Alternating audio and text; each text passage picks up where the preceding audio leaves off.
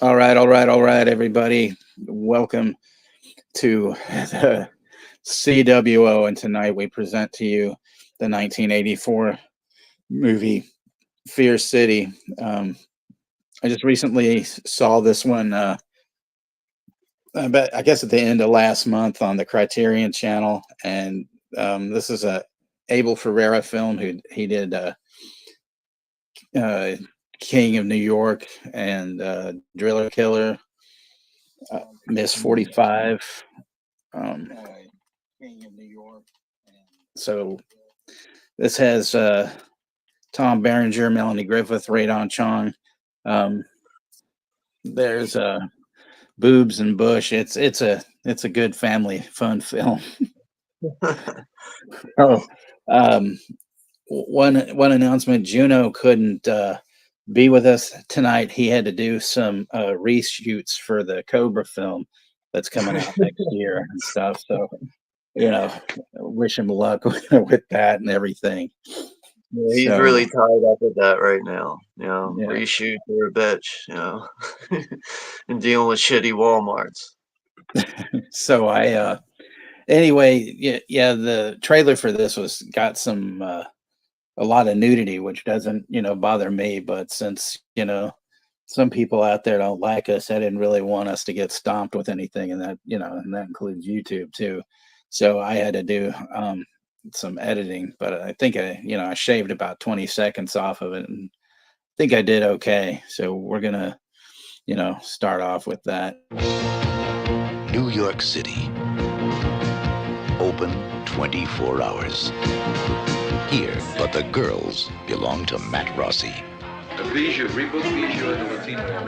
You want to work the Metropole Saturday and Sunday night? Yeah, I'd love to. Honey.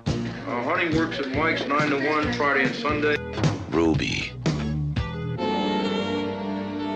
Loretta. Is she really worth it? Yeah, she's really worth it. One is waiting for them. Now, everyone in New York is living in Fear City.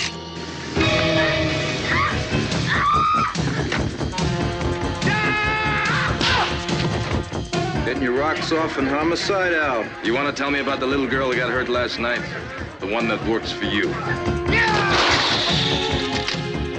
What are we gonna do, man? What can we do? This. I'd say somebody's got it out for you. You want to talk about it? I want to know if you're involved in any of this. I'm not your enemy, Matt. But somebody out there is. At last, the law and Matt Rossi have something in common. City full of suspects.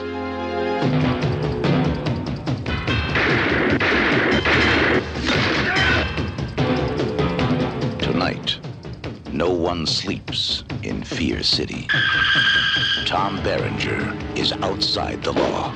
Billy D. Williams is the law. You're the only thing between that bastard and innocent people. These are Melanie Griffith, Ray Dawn Olaray, and Maria Conchita Alonso. Now a fighter. You can blow the son of a bitch's head right off.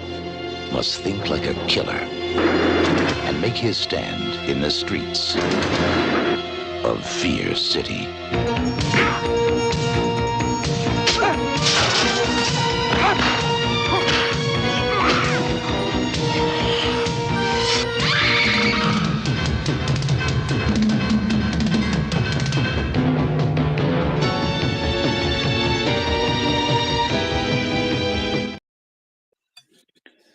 All right, so there was that.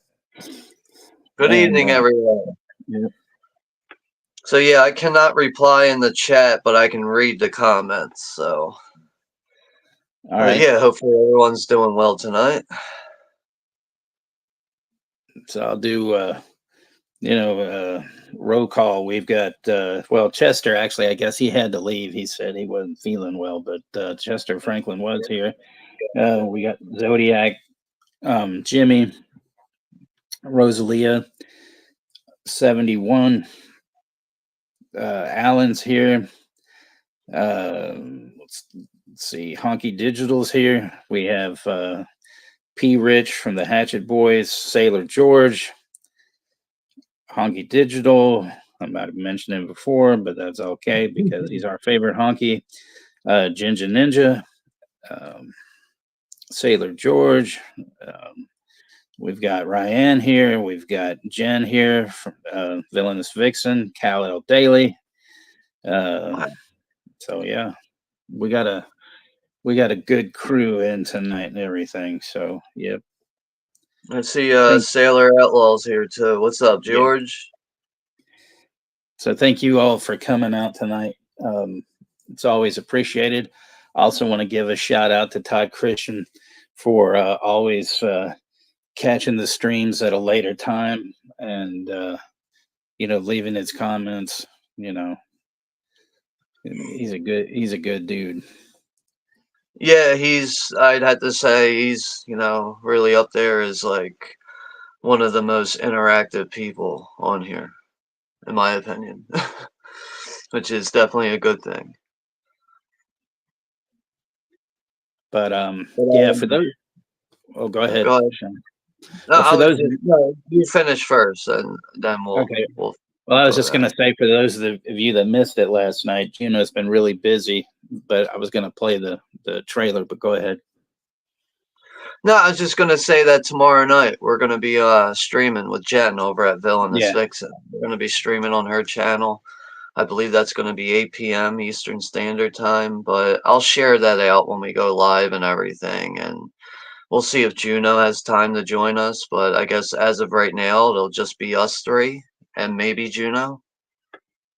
Yeah, well, he's got these reshoots going on and everything, but but anyway, this is what Juno's been up to. New York City. New York City.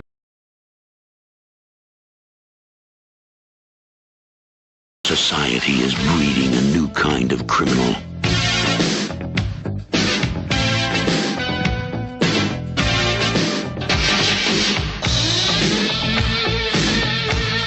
It's also breeding a new kind of cop. All along you knew it wasn't right. You were spending time losing sight. Playing games that isn't fair.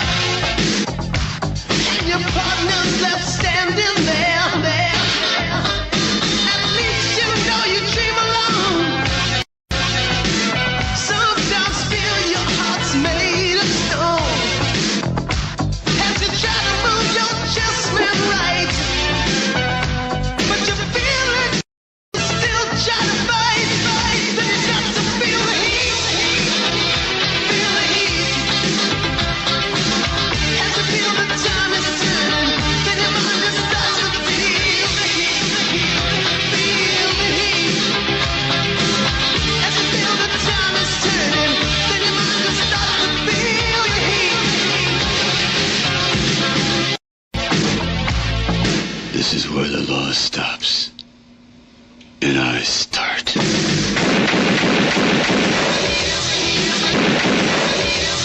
And I start.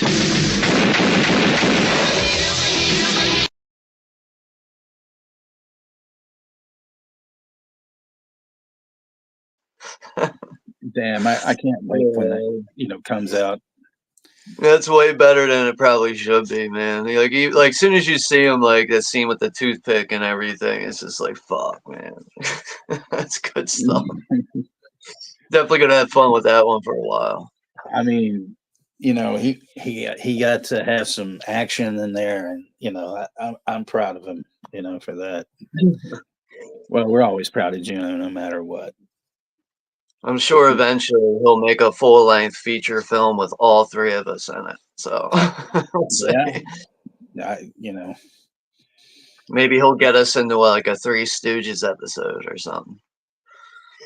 Well, apparently, I didn't post the photo, but there was a remake of Fear City with all of us in there, and Moonbeam was in the Melanie Griffith role. So hey, I'm not complaining. If somebody could share Jen's channel, like yeah, I did, and P. Rich did, so it's out there. All right, cool. I wasn't sure. I didn't see it. Double the time, double the pleasure. So, there we go. We're all set to go with Jen, but we'll throw it in there, probably again. Yeah, well, we're going to be streaming the rest of the week. Tomorrow and then Friday with yeah. It's a busy week this week. Yeah, but it's always fun. It is.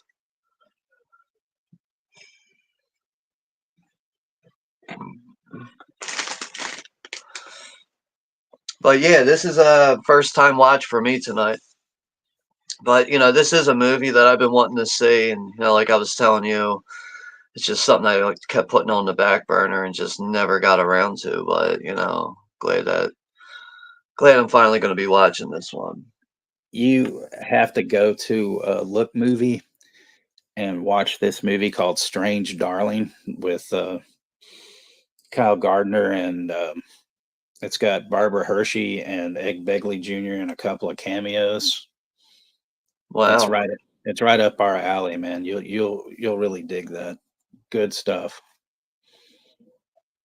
It's a sounds good, man. Blood-soaked thrill ride.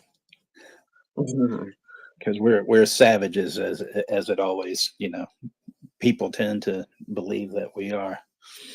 And so for our annual, our PSA.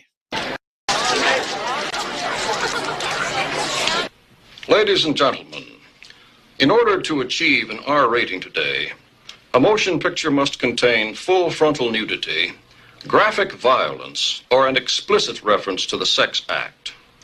Since this film has none of those, and since research has proven that R-rated films are by far the most popular with the movie-going public, the producers of this motion picture have asked me to take this opportunity to say, fuck you.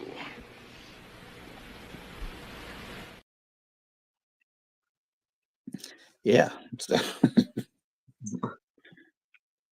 So we have Ashton is here, and also Jim's Movie Channel.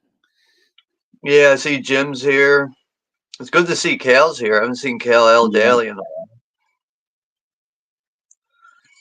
while. Yeah, 71, Rosalia, P. Rich. Yeah, Jen. But yeah, I think actually I got to remember to send the link on Friday to P. Rich. I know he said he wanted to join us for Creep Show. Okay. So it looks like we'll have a four-person panel. Yeah, Zodiac had that full line when I mentioned that thing about the character named Creepshow and Harold Kumar go to White Castle. Got you some lemonade, some food, and fuck my wife. And it's so funny because that's that Christopher Maloney guy from fucking Law and Order. But he's got all this makeup on, so you don't fucking recognize him at all. Yeah, he's dude, he's fucking hideous to look at. He actually looks like one of the Wrong Turn guys. Exactly, yeah. That's a movie I gotta watch again. I remember going to see that in the theater actually, and me and a few people, we actually baked out a car and everything. We got all your shit in the car, went inside, bought tickets, and watched it, and enjoyed it. And we've got Derek from Woo Riders in the house. Yeah, what's up, Derek? Ed Harris dance, yeah, Creep Show. So I guess I'll come up with one of those ridiculous questions: the Ed Harris dance or the Crispin Glover dance? Fuck, that's a tough one. Isn't it? Oh, I'm gonna go. Oh man, I don't know. Maybe shit, man. The Crispin Glover one is really he's really putting everything into that. I guess I gotta go with Crispin Glover. Yeah, I think so too. But Ed Harris dance is one of the most bizarre ones. It really is. And then this was by special request.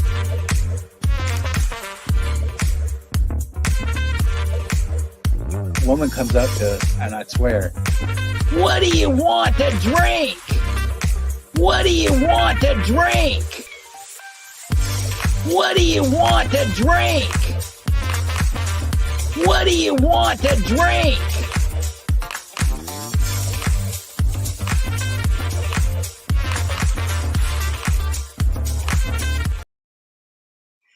The fact that that's made into a song, like, it does get stuck in my head. What do you want to drink?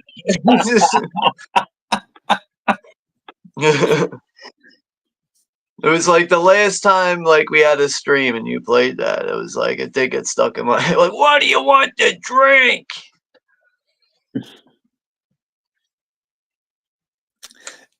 Jim just had to blow it though because he said Texas is not Gunnar Hansen. However, he might be Jerry Garcia. I'm not a dead heroin. I'm not a dead heroin addict. You know, there's other options out there, not just Gunnar.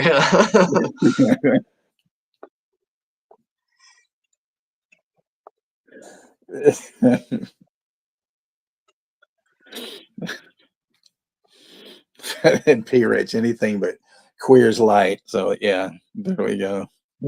Queers. Grab me an Queers, man. Oh wait, is that an alternative lifestyle? We might. No, never mind. G-A, never mind. And I wasn't going to say gay. G-A.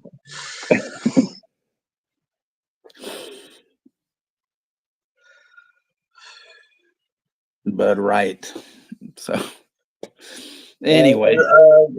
It looks like Jim's movie channel. He's joined a couple other people. I forget names off the top of my head right now. Like Kenny's Movie Palace. Like I think it's like every other Tuesday they're going to be doing a stream at like 7 p.m. Eastern time. Yeah, I went and watched them last week, and I got there a little late, but it was a great stream, and I enjoyed myself. So I really liked, I like what he's doing with those guys and stuff. Yeah, it's good to see he's getting into the streaming more. I like what Kale just said. Texas does look like he's on set for Silent Night, Deadly Night Part 30.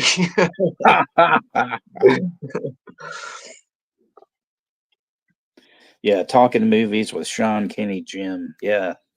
Yeah, I couldn't remember everyone's name off the top of my head, but I caught the replay of the first one they did on Westerns. I think that was like the major topic of it or whatever, but I think I missed the last one though.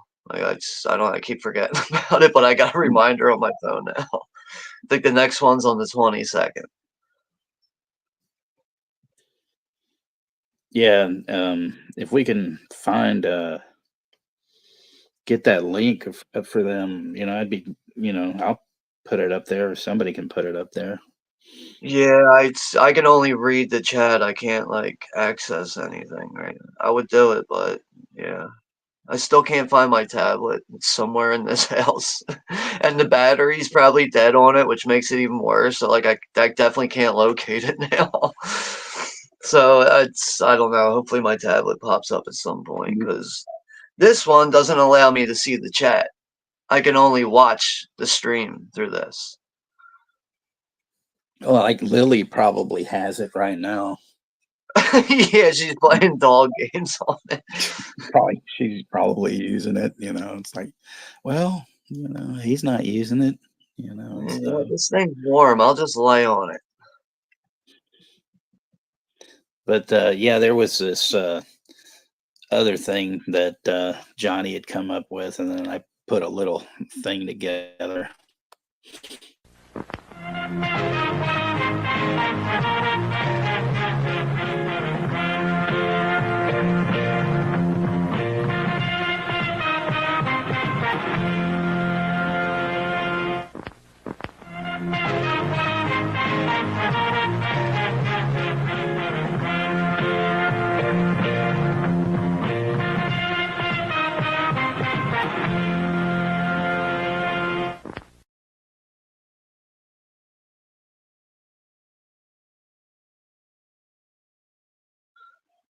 So like, yeah, like I get the vibe, like, you know, like when they remade the Willy Wonka movie, they should have picked you. You should have been the one. yeah, they should have. And Shamarlos is in the house. Hey, Shamarlos. So Yeah, what's up there, Scott? So we got there's a Look Movie link, and I know 71 has also posted the Tubi link for this. If anybody has Prime, it's up on Prime, or the Criterion channel. But I know a lot of people don't have the Criterion channel, but that's something to invest in. Just saying. Nobody has to, of course. You know, I'll be. Like their entire library is like it's worth it. Like when you look at everything they have, it's like fuck, dude. They really have like some of the, you know, top movies out there, in my opinion. Well, like I think their whole like, you know, their whole like, you know, like I don't know, like how they're like, you know, like they put out these special releases for certain movies and stuff. Like I forget the actual like disclaimer that they have for Criterion, which I think is like a little over exaggerated, but they really do like undeniably have some great movies in their filmography library, whatever. One of the things that they did a couple of months ago is that they added a 24/7 channel on there. So it's like if you're sitting there and you can't decide what the fuck to watch, you just click that, you watch whatever's going on, you know, at the time. Yeah, that's a good idea, you know. That can get you like to end up watching something you've never seen before, you know.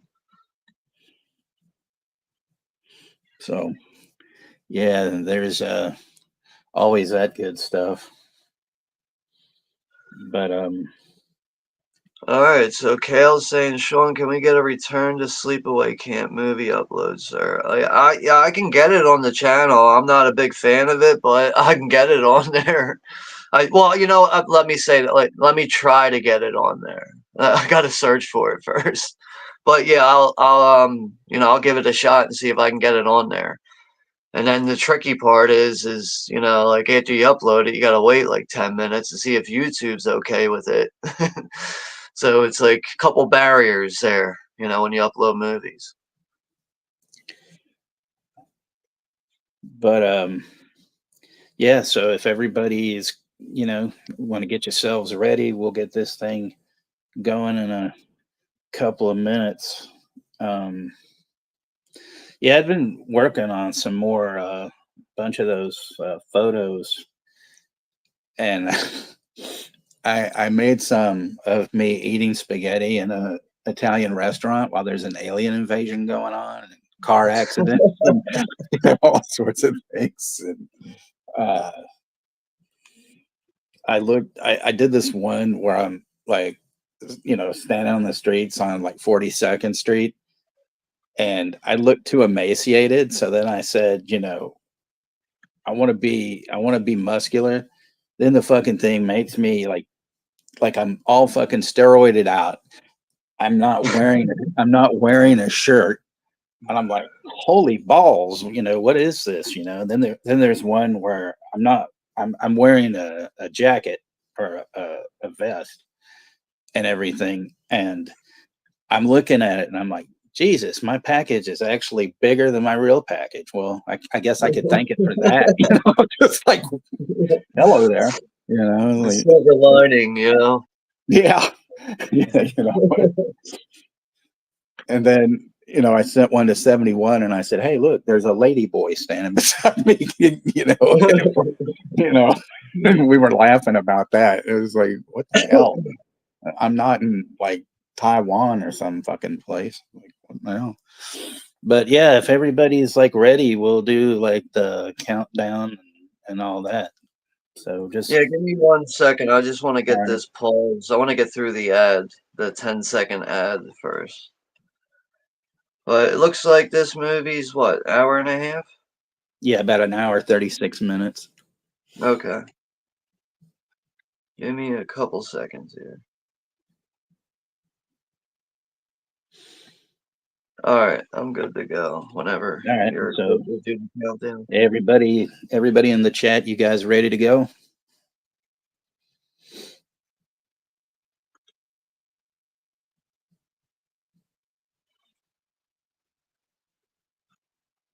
All right, 71 says let's go, then let's get the fuck going. So, all right, we got a we got a 10 count here coming up. 10, 9, 8, 7, 6, 5, 4, 3, 2, 1. Press play, bitches. Press play, bitches.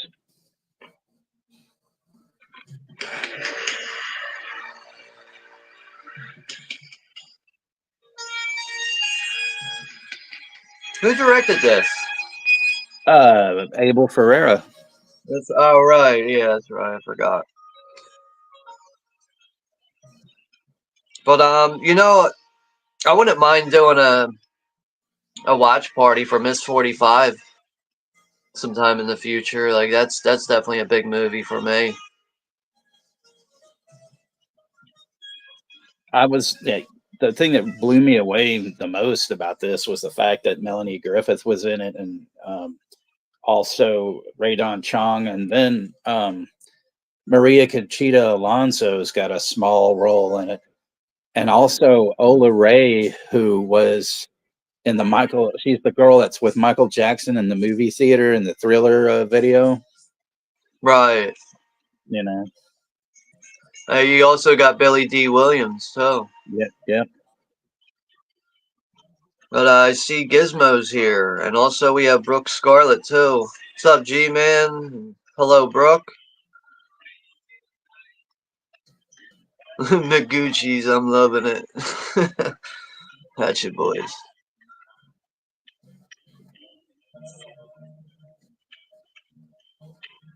But you know, Abel Ferrera was like truly a director that, like, I'm pretty sure he is from New York, but like, I feel like through his movies, like he knows that city, and you know, like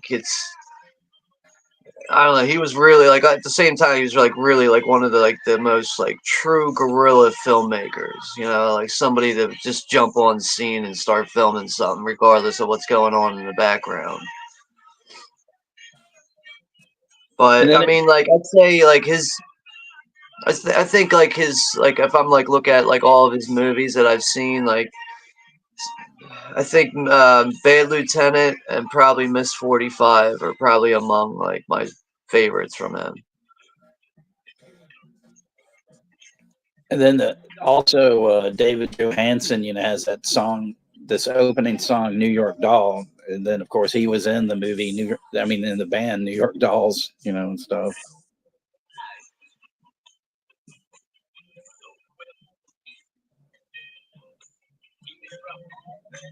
So yeah, there's a lot of yams in this. So if you know you're offended, just turn away from the screen. So I'm curious, Sean, if you can look this up for me. Was Body Double 1982? Did Melanie Griffith do that before this, or was that after? I'm gonna look up her filmography real quick. All right.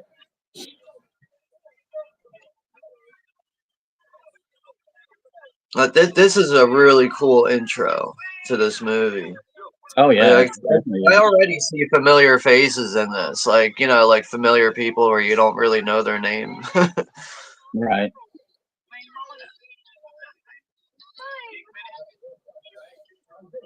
So she is 67 years old now.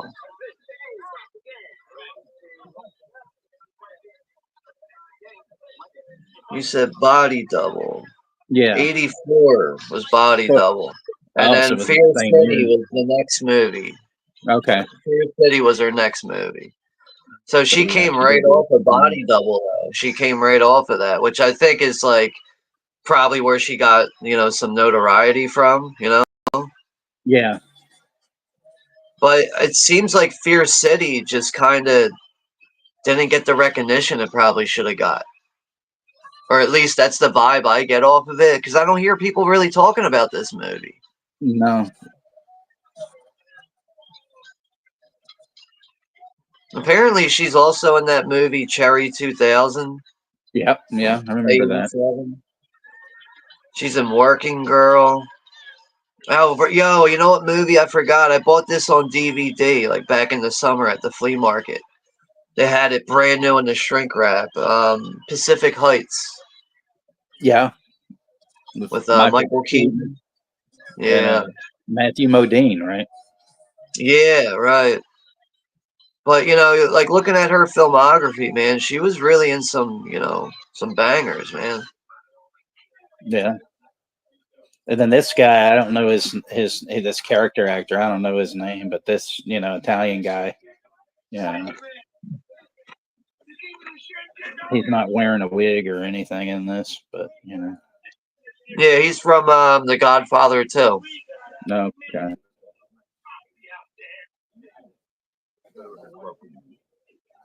He's also, I think he's the police commissioner in Alligator.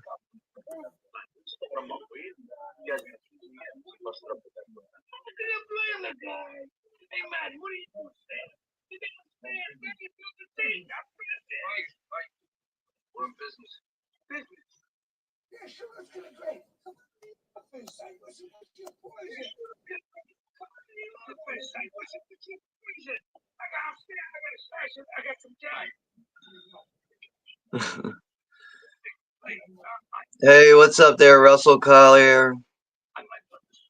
Timestamp is mine is yeah, just passing 6 minutes. And Russell, please don't mention that Abel Ferrera porn film. Thank you.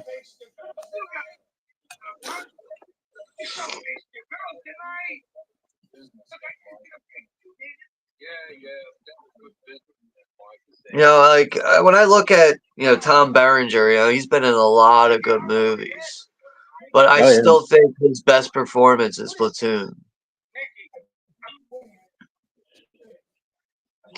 Like, do you like Tom Berenger?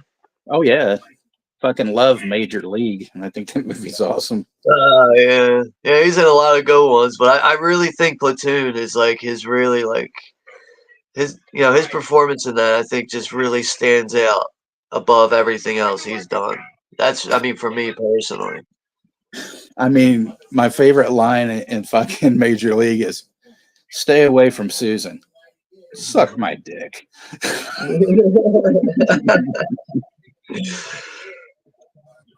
Might have to sound clip that one.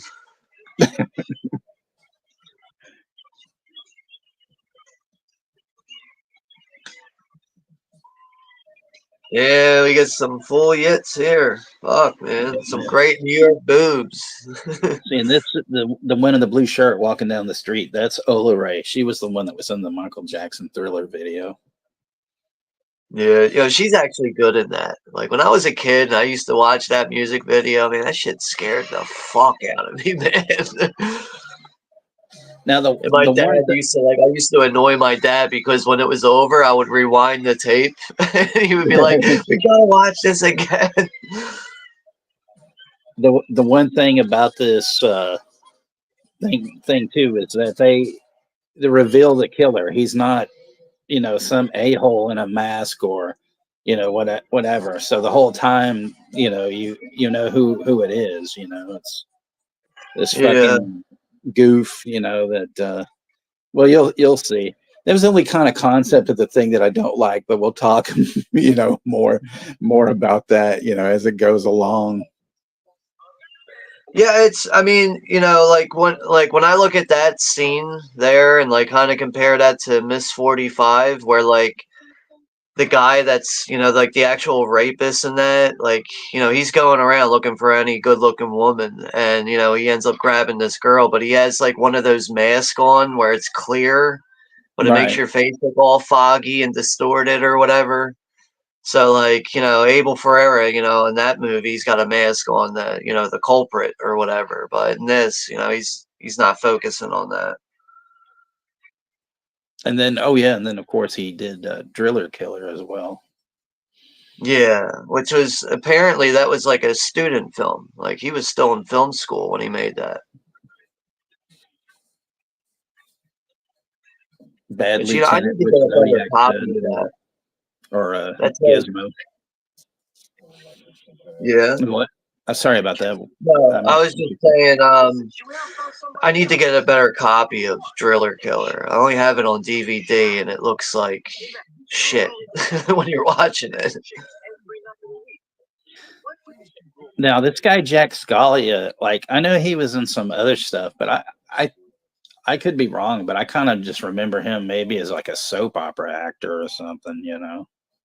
I'm actually not very familiar with this guy, which, you know, you're probably right about that. So.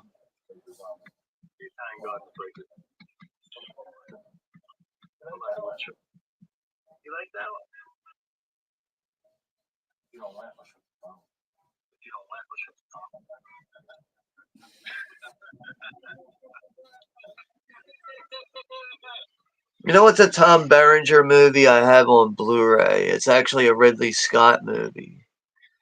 The fuck's that called again? It's like Someone to Watch Over Me or something like that, or he's like playing like he's like a bodyguard or something like that. It's kind of like a romantic thriller in a way. Right.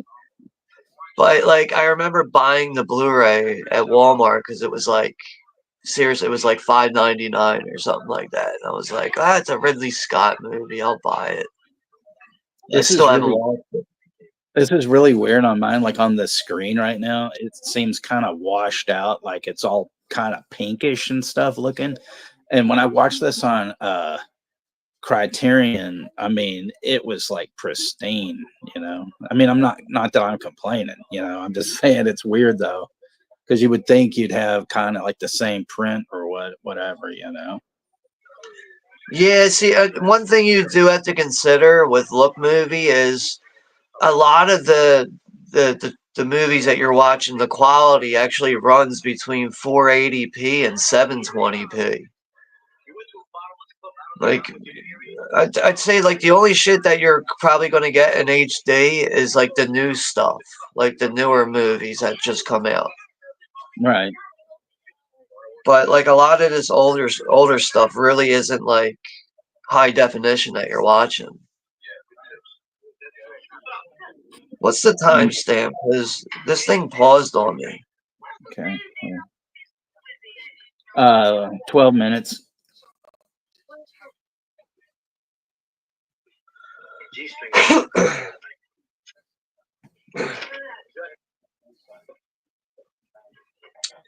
Or I'm at 12:10.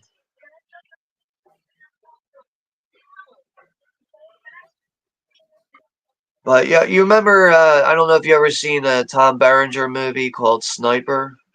Yeah, I think that's what it was called. I think he ended up making like 4 of those movies or something like that. But I just know the first one. Like that one was actually pretty good. And wasn't he in that one movie, The Substitute, about a Yeah, teacher? I think you're right about that. I think he made a couple of those movies, and then I think it was like Treat Williams did one of them or something like that. Yeah, that's possible.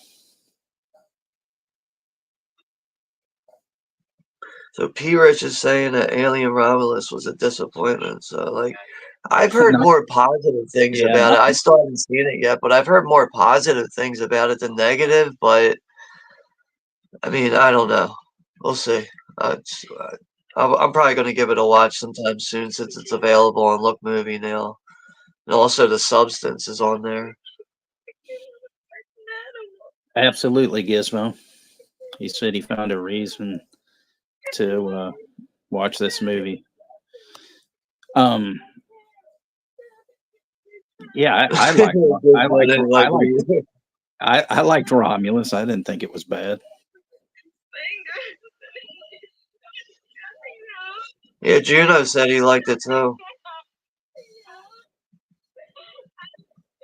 Oh yeah, I forgot that guy cut her finger off because she had a ring on stuff, you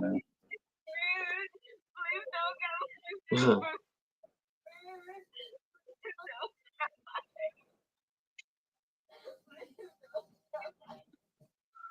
The poker.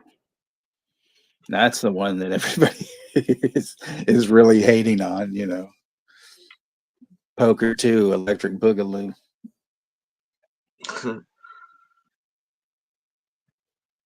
It's got to be better than queefing it. Queefing it.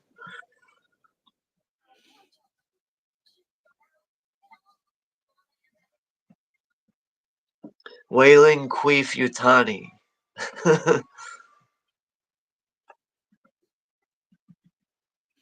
Yeah, we're gonna rename the company to Wailing Queef.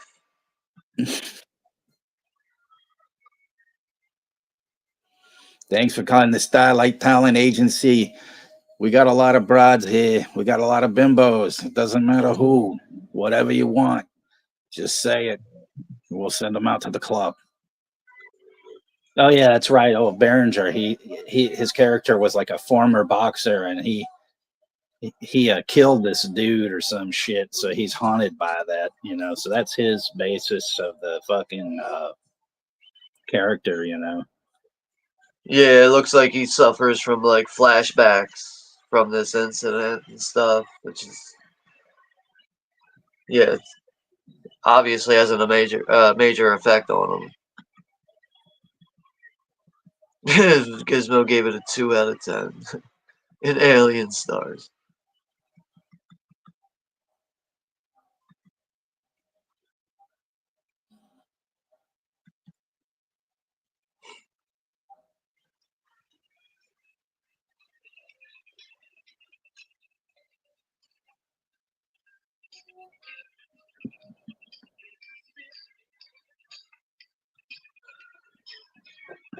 Man, those girls are like all over the bar and shit. Like, I bet you like every guy's got at least like one pubic hair in their drink right now.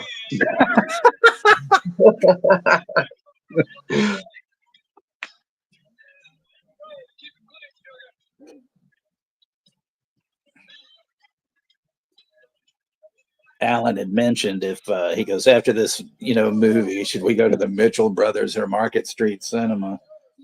We used to go to this place, Market Street Cinema, and watch these, you know, women dance and stuff, and they usually would have a showcase of like certain porn stars, you know, I guess that would go out on the road and do, you know, their shows or whatever, and we saw this woman named L.A. Bust a couple of times, but I won't discuss, you know, why her bust was from L.A. Rosalie had a response to the comment. I said cubes, not pubes. Yeah. Ice cubes. You know what ice cubes are, man? Come on, man. Just like in student bodies. Melvert, I said keys, not cheese.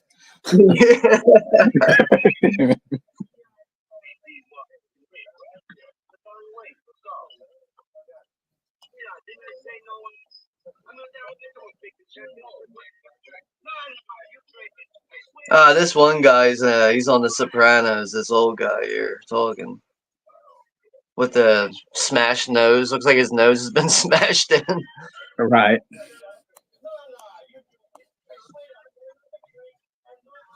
Definitely some great New York boobs in this movie. Then here we have Lando Calrissian. I mean, I was just gonna say that. Like, as soon as I heard him talk, it's like, yo, it's just like Lando Calrissian. He plays the same character in every movie. He is Lando Calrissian in every movie he's ever been in.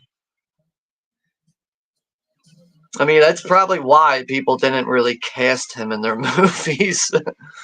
I don't need a Lando Calrissian in my movie. Well, it's either a cross between like Lando Calrissian or his character from Lady Sings the Blues with Diana Ross. It's funny hearing him curse, Billy D. I'm so used to hearing him, like, you know, not saying any curse words in Star Wars, and he's like saying the word pussy and shit.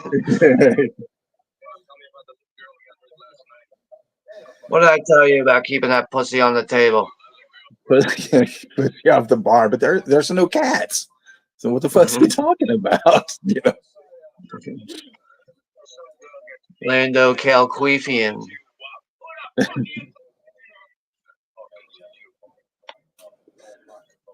Lando's talking to you. I didn't come in here to get jerked off, you know. Yeah, see, and then he fucking calls that guy a wop. I mean, what the fuck, you know? Yeah, right. Back when that word was actually relevant.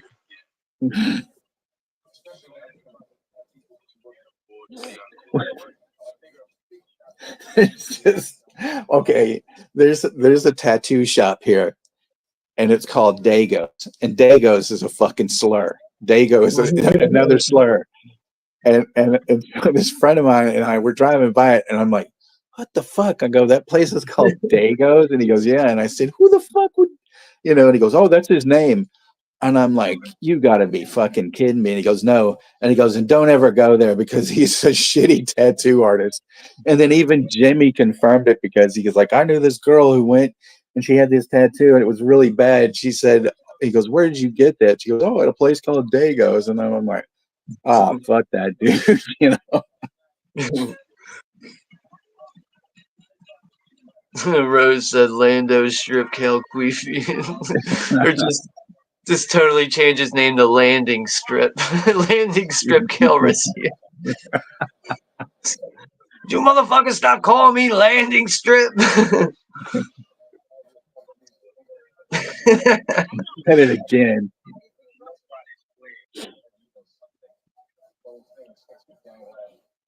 See, but you could just go to that strip club, then go next door and get a slice of pizza, you know? All right. Yeah, right? If you're tired of pussy, go for some pizza. There's no cats in there. I've told you that. Yeah. That's the Chinese store. Ah, look at me.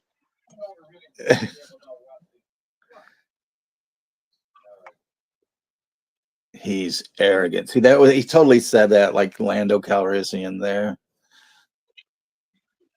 No, a movie I saw recently? I picked it up on DVD with Ray Don Chong. She's in it. What the fuck's it called again? Quest for Fire. She's in that. Oh yeah, yeah. Dude, her performance in that's like really fucking good though. Like, I was really surprised with her in that movie.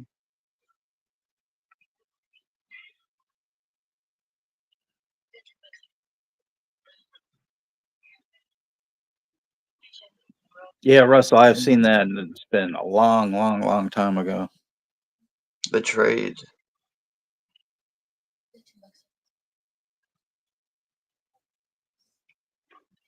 You have $10 I can borrow? I checked there. You're broke.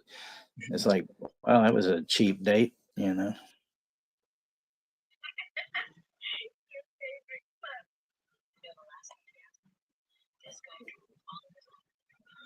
And P. Rich saying, "What are the rolling papers for? Input them in my underwear so no shit stains turd nugget." You fucking turd nugget. Ray Dong Chode.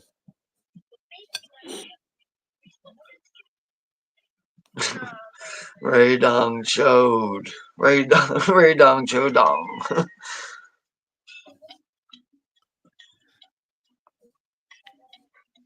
Can't believe she's like wearing those pants though. It looks like she's seriously wearing like a window curtain on her fucking torso. Like, what are you doing?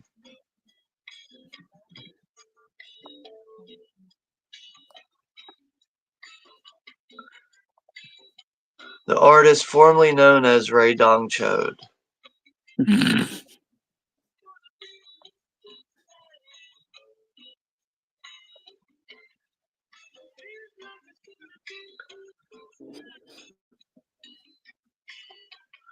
Must have been a lot of cocaine done on this set.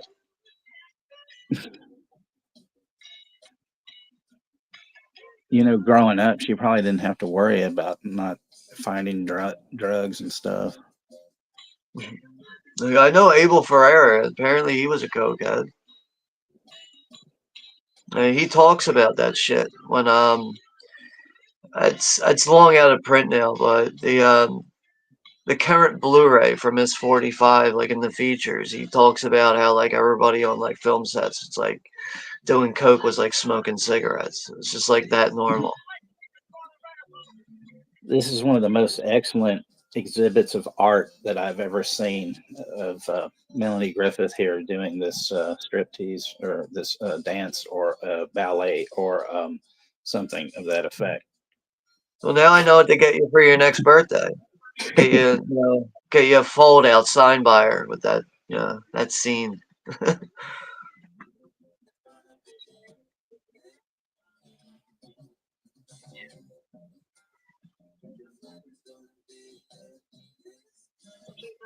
And I'll get her to sign at the end there. Keep on queefing. There we go. I'll get her the autograph and right under keep on queefing.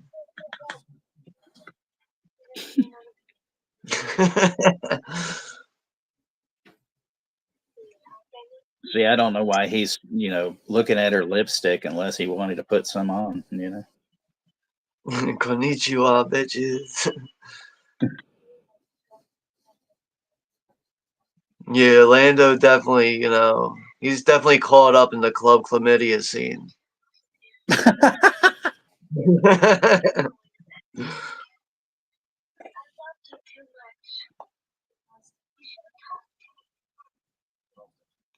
You should have talked to me more.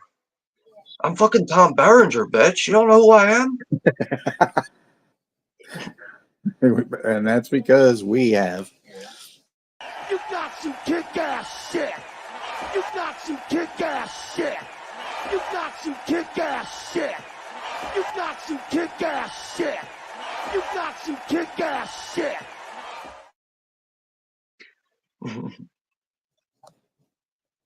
I sure could go for some peanut butter cups or some cupcakes right about now. Because I'm born in the USA. Fucking Chris Farley was the shit, man. I don't care what anyone says. Like, Chris Farley, top 5, one of the funniest motherfuckers ever.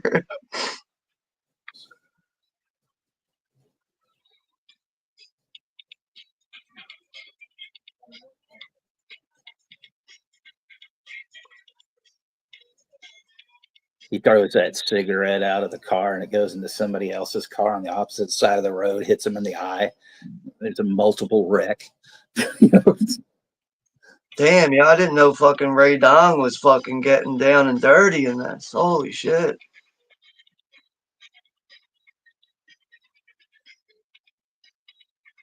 Where do I buy the Blu-ray? Take my money. Here's my money. Take my money. There we go. Yeah, I want a fucking copy of this, Apparently it's out of print. I think it was released from like Twilight time, like years ago, but it goes for unreasonable money now. I mean, you'd think this would be something a Shit Factory would put out, I'm gonna look it up and see what's going on with that.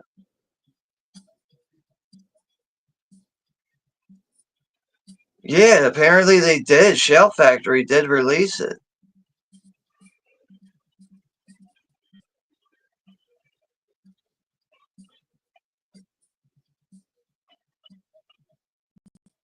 It was a Shell Factory. Oh, it was a limited run. That's why it's out of print. But get this though.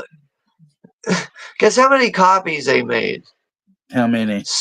1,620. Like, what an oddball fucking number that is. Yeah.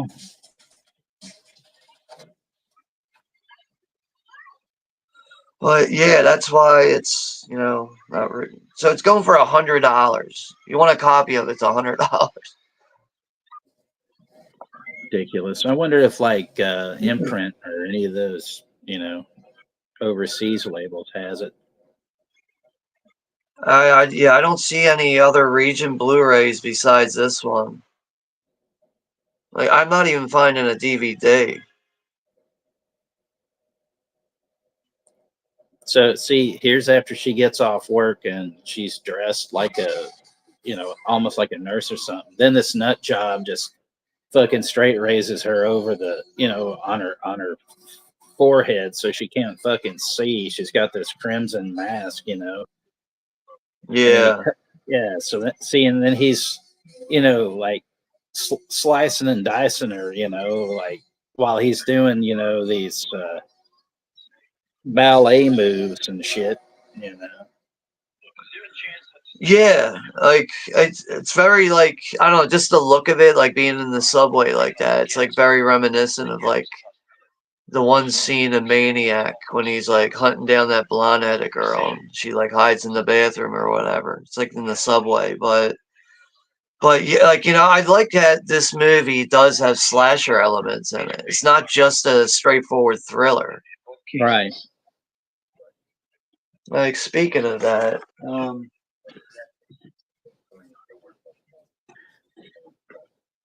I have a movie in my collection I still need to see. It's actually from Scream Fact. I guess this is part of the Scream line. Yeah. I don't know if you've seen this, Vice Squad.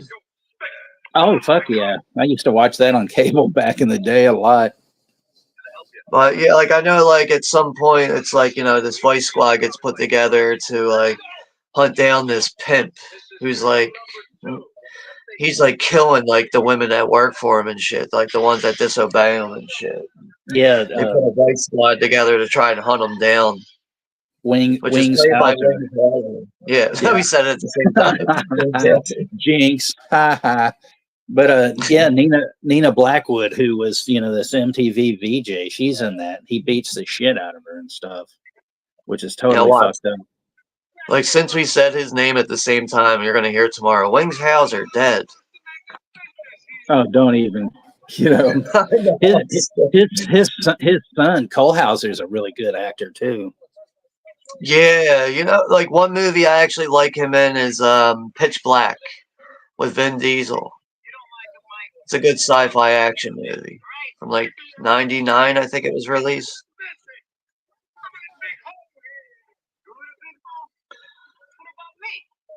Yeah, I forget the guy's name. The guy in The Godfather. He definitely has that. Yeah, I'm walking here accent going on.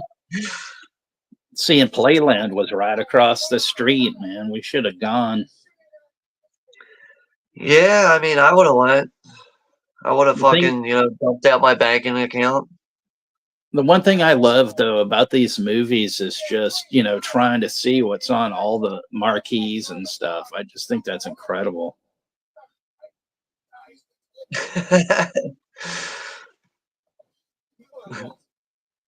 Princess Amy, be rich as say. Leia ends up having a kid and it's half black. Han has no clue.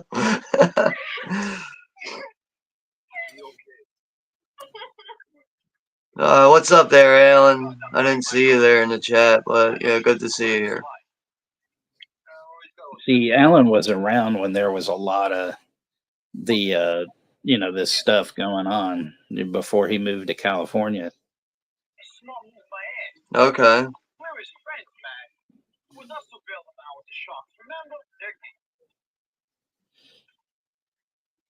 I just remember like when I went to New York when I was like 13, they wouldn't really let us go anywhere, and stuff because there were like 42 kids with like 4 chaperones, on a bus and stuff. Yeah, that can be hard to keep an eye on everybody in a very congested city. Like I've been to New York quite a few times, and usually by like the time that like I know I'm gonna be going home in like the next couple hours, that's usually when I'm like, yo, I want to get the fuck out of here. There's too many fucking people in the city, man. It's like I don't know, man. It's like like the food's like worth it and stuff. Like I've even gone up there just to go like clothes shopping before, like getting like sneakers and clothes and stuff. But every time I go to New York, I'm always like, I get restless quickly, and I'm like, oh man, I don't like being around all these people, and I'm like just ready to go home. Like I've been to Yankee Stadium, I've been to the old Mets Stadium, I've been to Madison Square Garden before for a hockey game. It's been a long time since I've been in New York, though.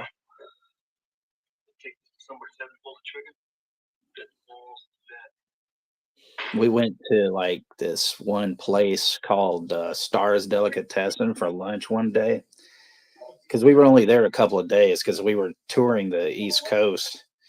It was a deal that was put on by like my school district, they had a deal where it was real cheap back in the day. It was like $625. You were gone for about 3 weeks. All your, that paid for all your hotel and meals and things like that. And then the following year, it went on to the West Coast because my mom was like, you should, you'll enjoy this and everything, you have experience of like, touring around the States. And she was right, and stuff like that. Yeah, definitely. I mean, like, shit like that can also just like at a young age can really give you a better sense of direction. Like being in different areas and, understanding how things work differently in the different cities. So that's cool that your mom like, was aware of that, like how important that could be. And so like we went to this place, Stars Delicatessen, and that was the first time that I ever tried a Dr. Brown soda. I had that celery soda, which I've loved ever since then.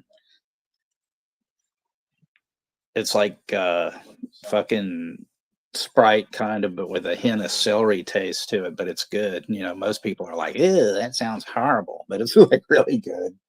That's to me, it sounds interesting. Like I want to try that now. I've never had it before.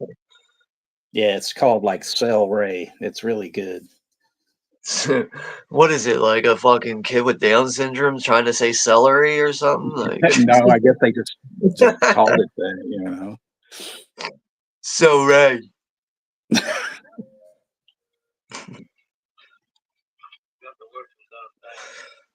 What do you want to drink? Give me a celery.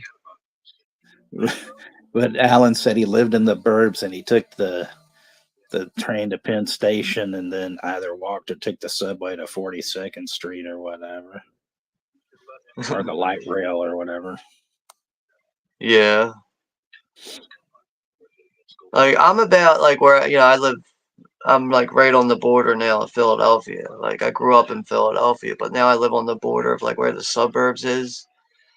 But yeah, like going like up to New York and stuff. Like I'm sorry, I'm like distracted right now. I'm like talking about something, not even paying attention to what I'm talking about. Zodiac, Mama take care of Jack a lot. Why does it always rain out my eyes? Yeah, Russell, I tried to upload Rawhead Rex and YouTube blocked it right away, man. So I had to take that one down. I don't know why Rawhead Rex is like immediately blocked on YouTube.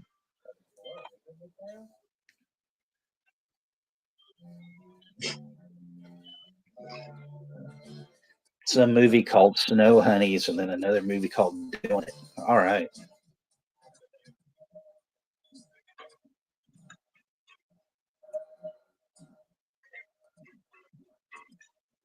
So what year is this again? 84, right? Yeah.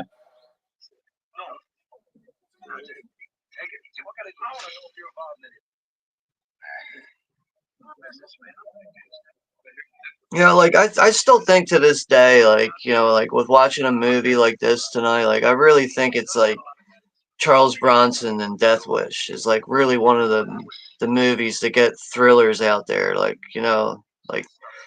like I don't know how to like explain it exactly. Like, getting like those 80s kind of like action thrillers out there, like getting more people interested. I think the whole idea of like, Charles Bronson as a vigilante in Death Wish is really responsible for getting that subgenre, off like up and off the ground and going.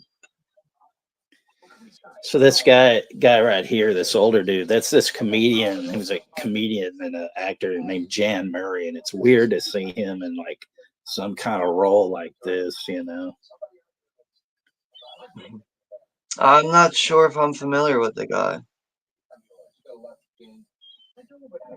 I mean, I see him there. He just doesn't look familiar to me. I can only imagine how many guns are in the bottom of that fucking water. See, Alan knows. He goes, there he is, Jan Murray, and stuff. It seems like sometimes, like I've said before, I just feel like I'm on some kind of other fucking planet because people don't know half the time what, what the fuck or who the fuck I'm talking about. Not that it Yeah, really matters, it but does happen sometimes. you know. Alan went to summer camp with his nephew, Chode Michael Murray. Yeah, big in the Catskills where all those comedians always are, and stuff. Yeah, you're a few seconds ahead of me. No big deal. That's funny. Because usually you're behind me or whatever. The Bosch belt. Yeah. And then we got old Bruce Lee here again, doing his thing.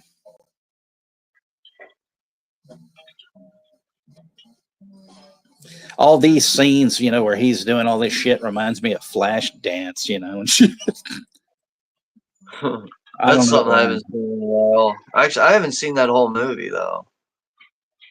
Only good thing about that fucking movie is Lee Ving from the band Fear playing the asshole strip club owner. Yeah, what movie I watched back in the summer he was in it was Streets of Fire. Yeah. That was a first time watch for me. I have it on.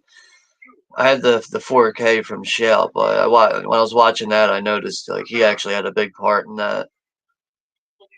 He's in that movie. You ever see Dudes with John Cryer and what's his name?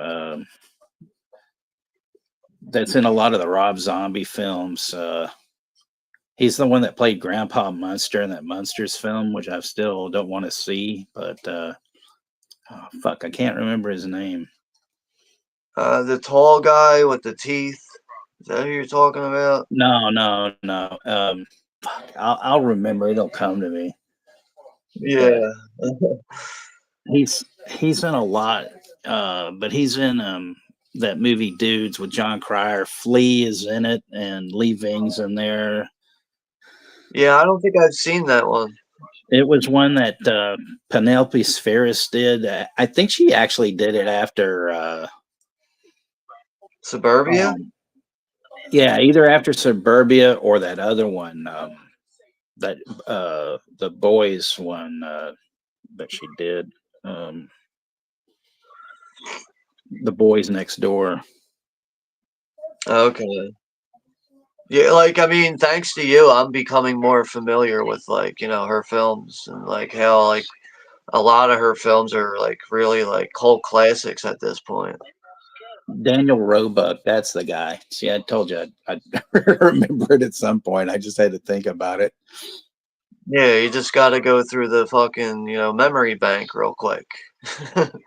The old memory bank.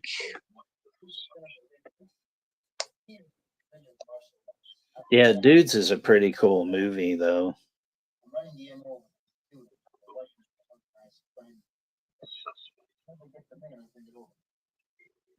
Did they make a sequel called Whores? No, they should have. The funny thing is that she did those like Wayne's World and the Little Rascals and Beverly Hillbillies movies, really just so she could get money to make those documentaries and stuff, Right. After the first Decline, so she could do Decline 2 and Decline 3 and all that. That's a real smart thing to do, it's you get your foot in, you get some experience under your belt with that, Right. And then by the time you're really ready to do something that you really want to do and you're focused on, you got all your ducks lined up and you're good to go.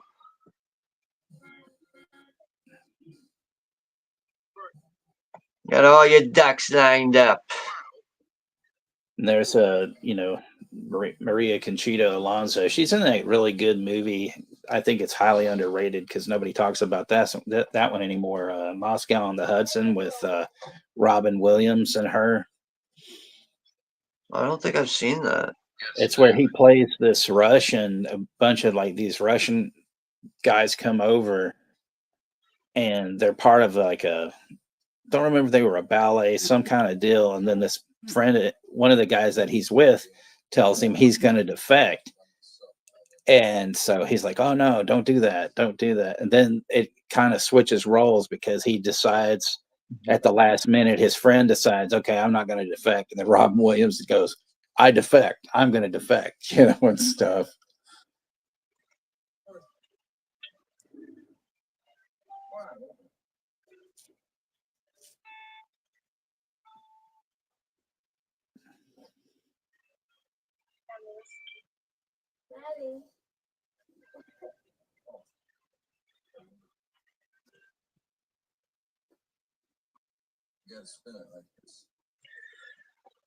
Body Double. That's a movie I don't own. Like thinking about that now, I haven't seen that in quite a while. Yeah. You ever see another one called Exposure or something like that? What the fuck's that movie called? Like Double Exposure or something? Fuck, I can't remember the name of it. Rosalia says another good movie with Maria is one called Caught. I'll have to check that out. How's that spelled? Caught. Oh, Caught. Yeah. I thought you said cat. Cat. Cat. We got some fresh cat in the house. Did I ever tell you about that fucking Jimmy and I used to go to this one Denny's and like he drink coffee and I drink Cokes and we just fucking hang out there and stuff, sometimes get food, but they had this kids menu and it said there was this thing called the Junior Cod Club. So we'd always say, we're going to join the Junior Cod Club.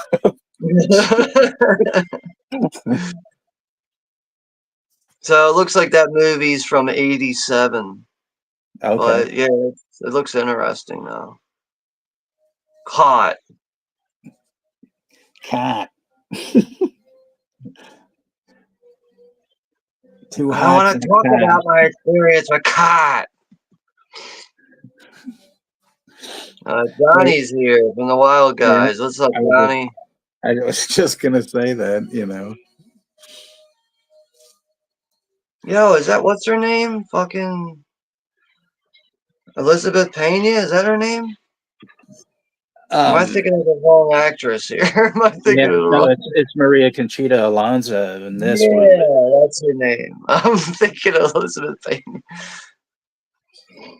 Like I don't know, man. Sometimes I'm really bad with like remembering names and shit. I loved Elizabeth Pena. May she rest in peace. Yeah.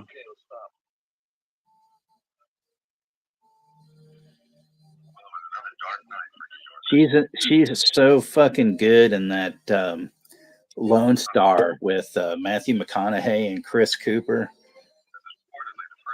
I still need to see that. That is so fucking good. That's one of those movies, man. I'll die on that hill. That is so good.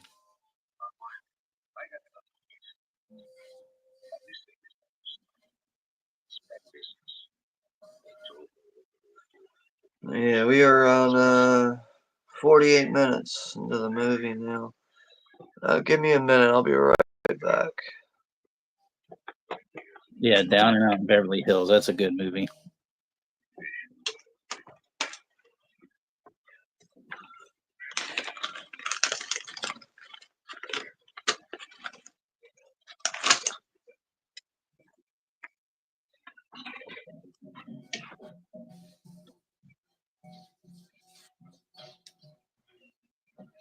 So she's, thinking she's running away from the killer.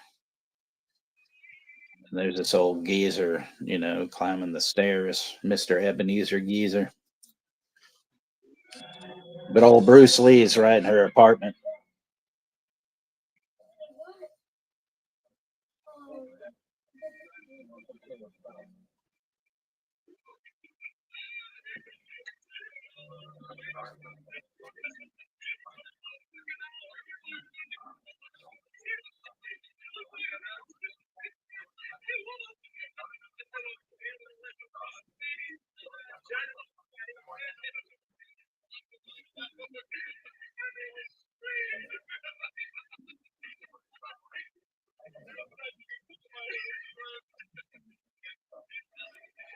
No, Lone Star is actually I'd say it's kind of a quasi western because it takes place like in a old Texas town, but it's not a comedy. It's more of kind of a thriller kind of thing.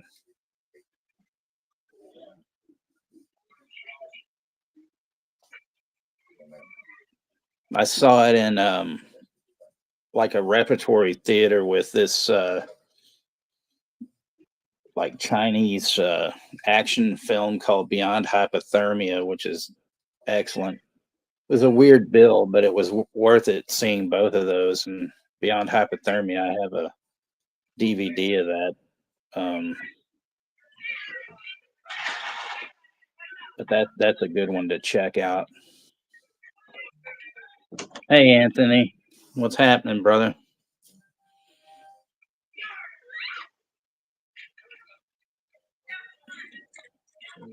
That'd be good for you to do, Anthony. You should go to acting school. That'd be cool.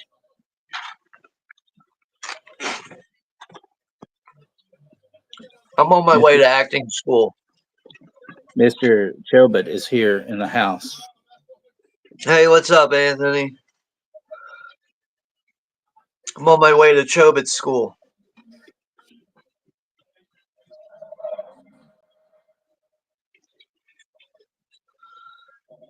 Yeah, and then there's these wise guys that get blown away. He's having a flashback when he was a kid and he was shoe shining and stuff. Give me your timestamp because I think I'm like off right now.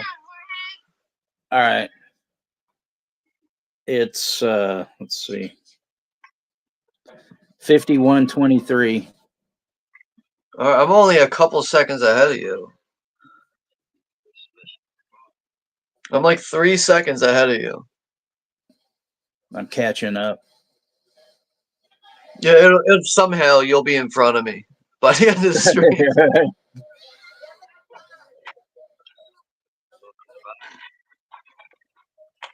And then Radon Chong's flatlining here and stuff. I thought she was dead already. Apparently not. And then you got this doctor here with this really bad wig, and he looks like David Warner kind of, but it's not him. Yeah, keep pressing on her yams. Jesus, doctor. It's a lawsuit waiting to happen. Johnny said he's the next generation Corey Feldman. The next Street Creep show this Friday, I'm gonna try to get a Corey Feldman fucking clip in there. His shitty band. Maybe I'll get copyrighted and strike for it though. Who knows? He'll probably try to claim it himself.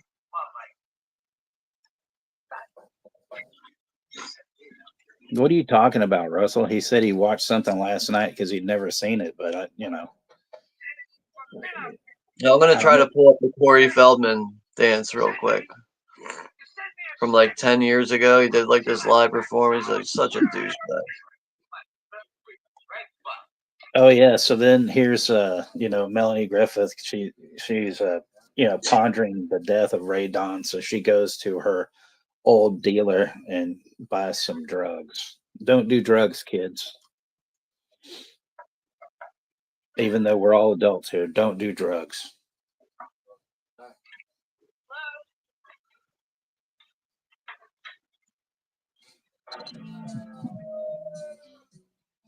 Now here's some like really huge yams with this woman who is got like a horse thing, whatever. Horse head on a stick instead of hot dog on a stick.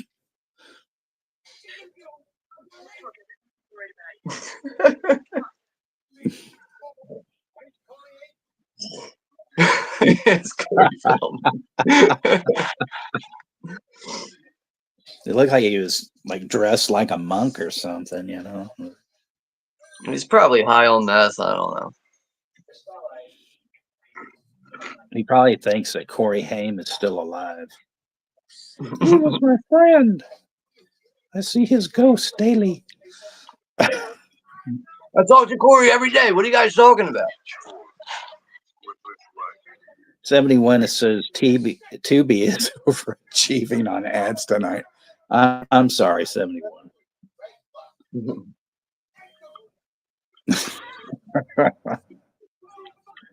He hung up on me.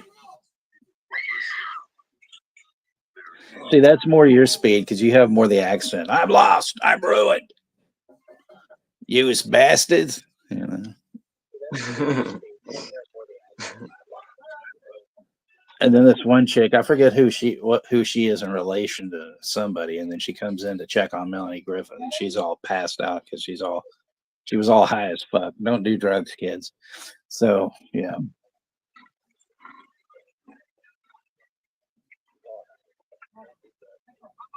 You know what else is another good one with Bronson and is 10 to Midnight. You've seen that one before? Oh fuck it, yeah, that's a good one.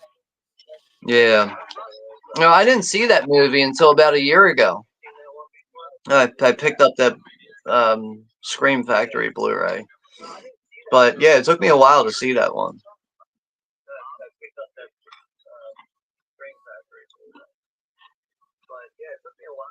Oh man. Send the pussy over to Tubi.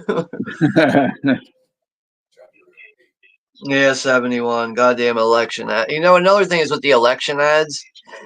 You ever notice how loud they are? Like when they pop up, like you have your whatever it is you're watching at like a normal volume, and the election ad comes in, and it's blasting loud as shit. Like, goddamn, man. So now this guy's like, you know, writing down like his escapades on beating these women and cutting them with a box cutter and all of this. Like he thinks he's like, you know, something, you know, and he's making this little, you know, his journal, I guess, calling it Fear City, you know. Just wait till we get to the end. I love the comeuppance that this piece of shit gets.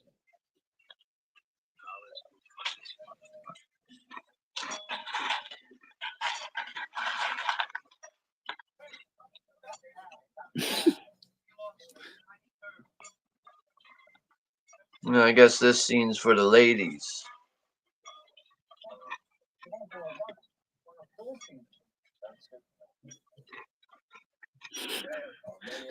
Johnny says, fuck election ads. My roommate jizzes when election stuff is on TV.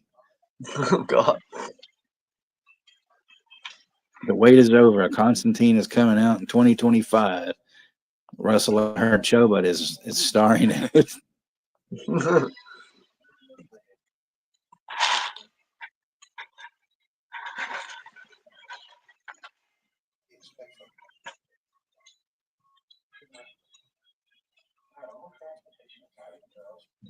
Corey Cunningham.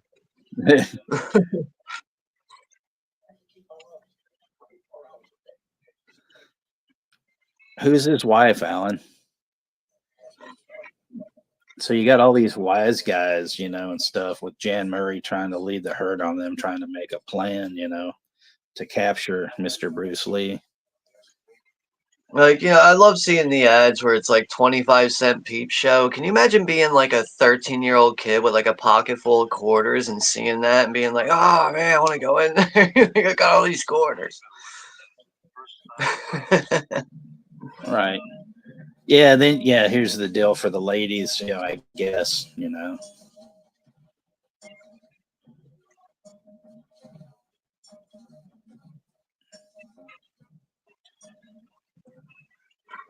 But actually, that's about how jacked I looked in that AI.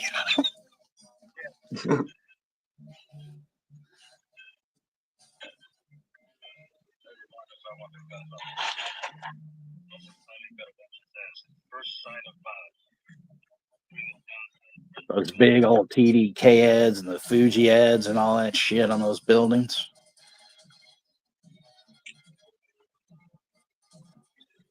Rook is saying, did y'all see a movie called Milk Money with Melanie Griffith? Yeah, that's a 90s movie.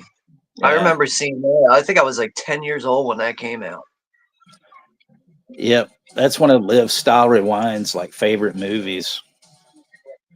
right next to Blood Diner, I guess, right? Like, Yeah, she always raves yeah. about that. That's her favorite double feature. I'm Milk gonna Money razz her. and Blood Diner. I'm gonna razz her about that shit. I'm gonna say, oh, so Blood Diner and Milk Money, is that your go-to double feature? You We'll have to do a double feature watch party for that. With a Corey Feldman intermission. know?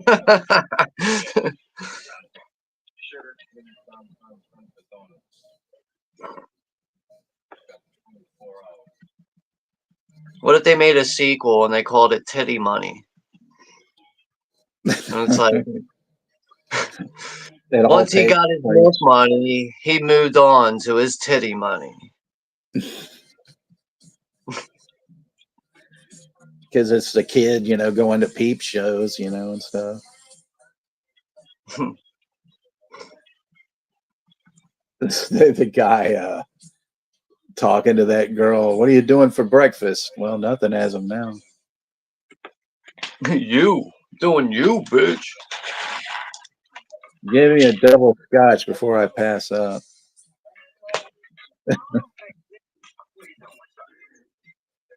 Where's Frankie? They're all named Frankie. Yeah, like besides Frankie Coffee Cake. It's like when somebody always says, "Can I be Frank?" And I go, "Oh, does that make me Steve?" That's a good one. You get somebody on that like right away. Is a good one. Or like when somebody goes, "Well, I never," and it's like, "Yes, you do." Jason drinks a Manhattan. Johnny, actually, Juno's doing reshoots for the Cobra movie.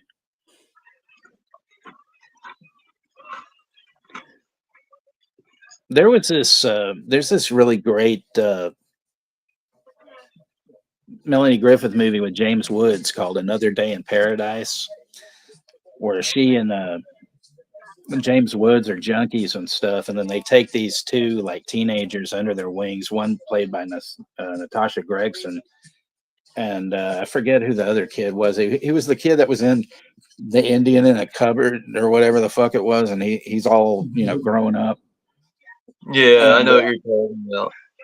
And it's a fucked up film, but it's really good.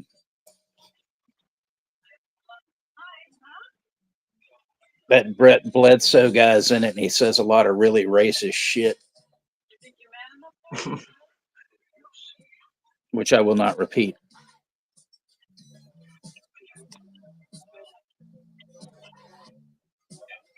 So they think this like Russian or German dude is like maybe the killer. So they go beat his ass in the kitchen. Kind of reminds me of you've seen that movie Memories of Murder? Oh yeah, the Korean movie. How like like the actual guys on the case, like the detectives, they get so frustrated to a point where they just start beating up all the suspects that they come in contact with. They just start beating the shit out of everybody.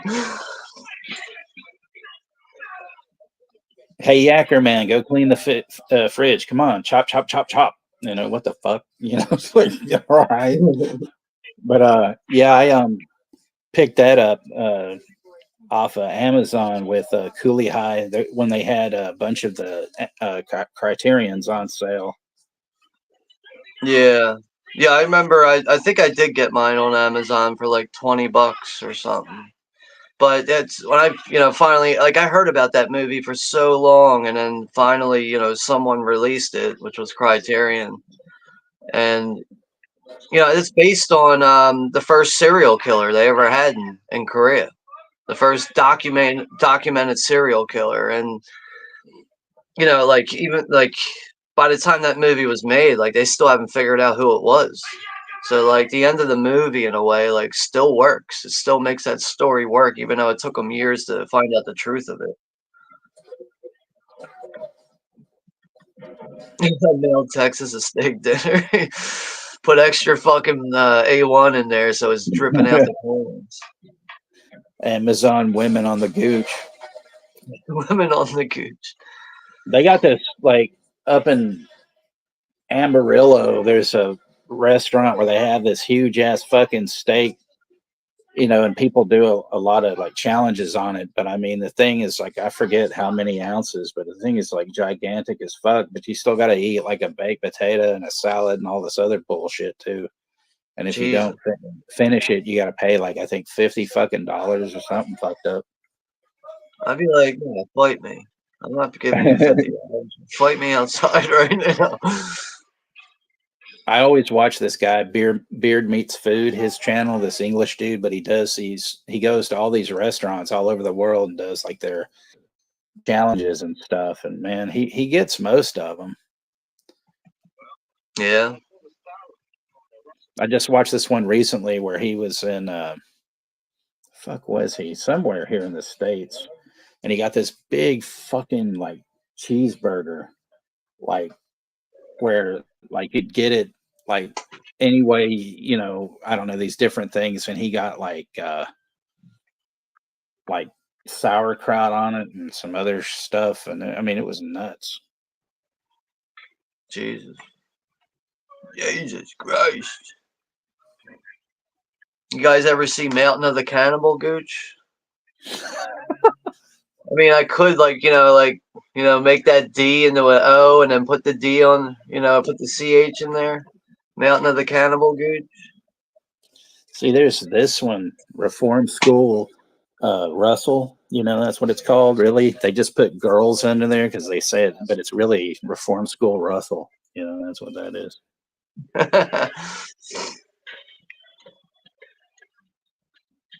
Yeah, the alternate version of Mountain of the Cannibal Gods, Mountain of the Cannibal Gooch.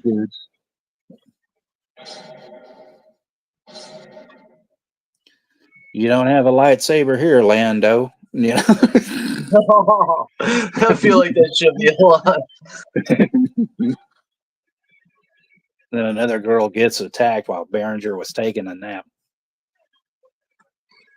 Like, I could see, his comeback would be like, do you know how many awards Return of the Jedi won? And because of me? They just found Cindy's body outside the Pussycat. She's dead. Maybe the killer is Chewbacca. So he keeps having these flashbacks, and stuff. Come on, I'm walking here. I tell you though, like one time I was watching this fucking boxing match. It was George Foreman against this South African dude named Pierre Coetzer, and Foreman was just beating the fuck out of this dude.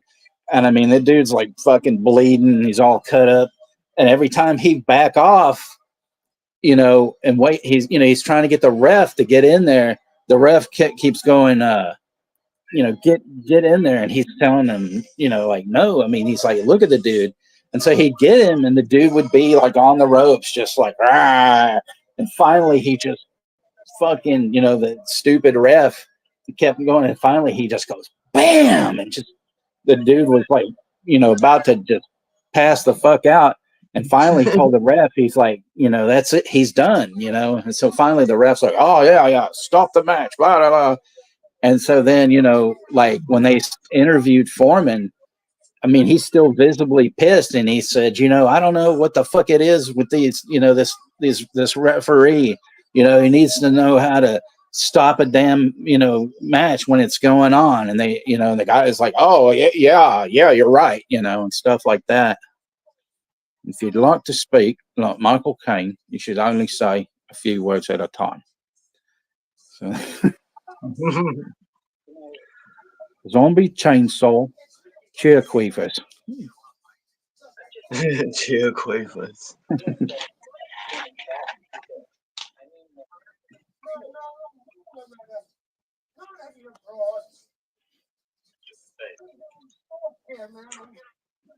So it's showing one of the theaters that said Blue Thunder and Officer and a Gentleman. Nah, good eye. Blue Thunder's fucking great. That's a really good one.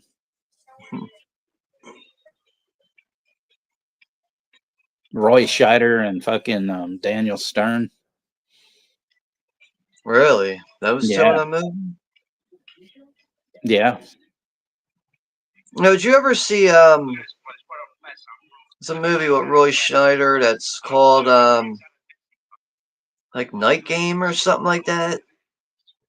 Yeah, I think so. Yeah, 1989. It's supposed to be like a movie like this, like a horror crime thriller.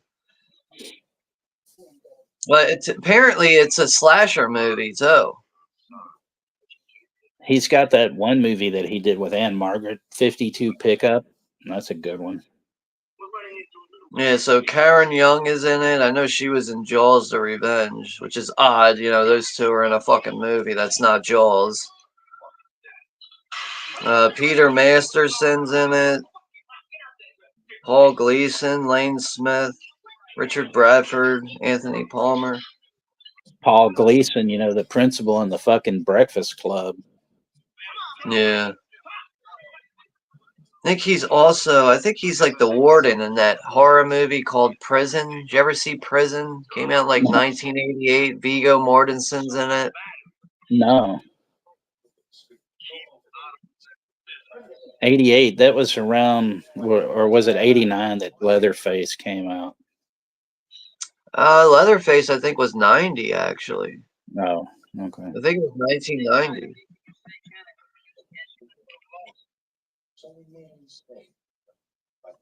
Alan and I saw that in the theater.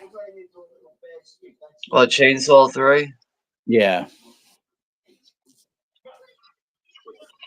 Worked with this one girl, and she used to work at the theater that it was at. She got us in free. Yeah, like I actually remember seeing like TV spots, like quick TV spots for that when that was coming out. Like, I was barely 10 years old.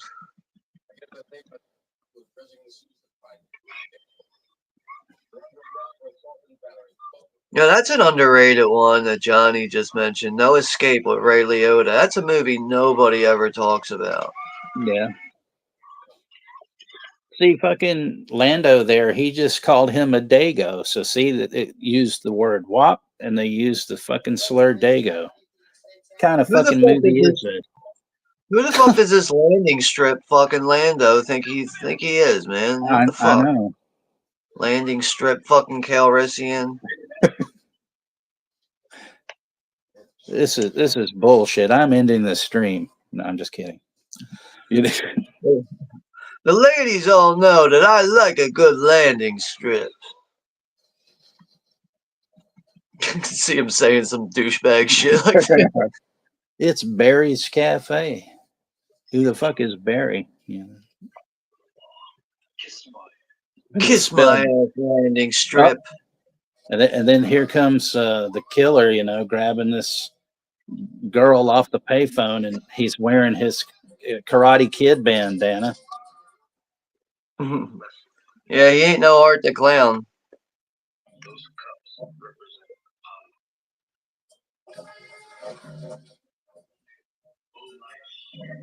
So Jack Scully is just getting the shit beat out of him, and then the guy takes off like a fucking marathon runner and stuff, you know. And then Junkyard Dog there couldn't catch up to him.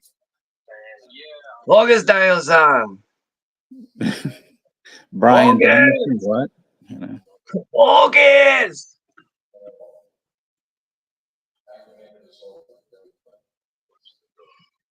I'm surprised they didn't put like a horror spin on that character, Mr. Miyagi. Right. It turns out he's got, like every time he says focus, like it's the evil part of him like taking over him. Focus! Like, horns start coming out of his head and shit.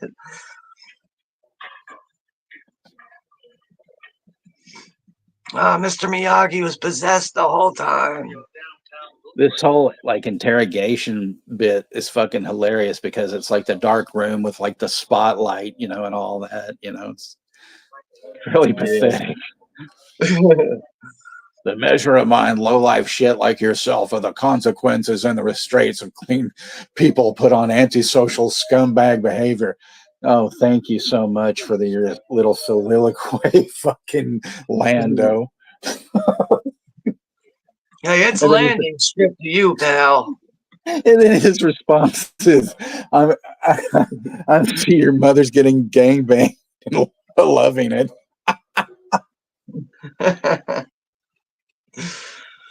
Yeah, P. Rich said, wax on, wax off. The Diddy Oil version.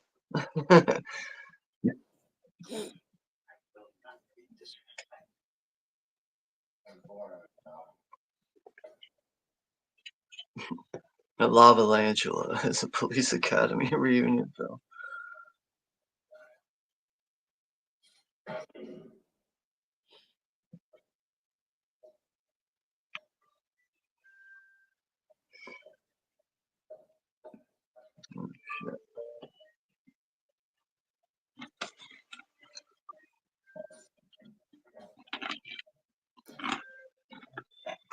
Yeah, Alan mentioned that the Ruby is actually Jack Scalia's wife or whatever.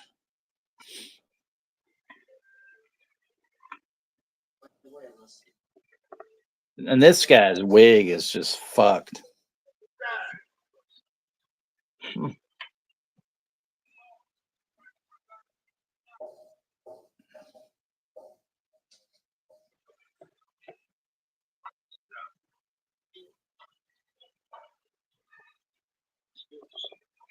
So then old Scalia there, he had internal bleeding from,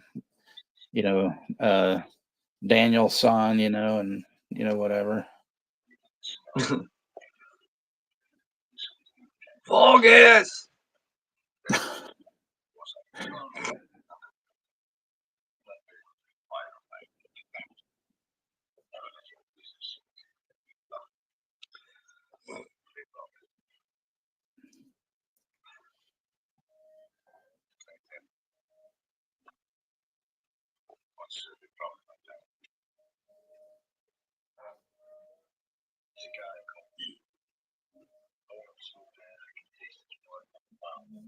I want him so bad I could taste his blood in my mouth.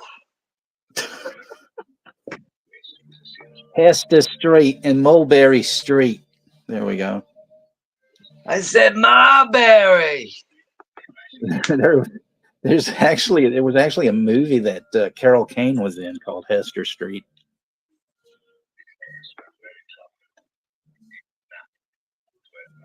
I'll be right back. All right.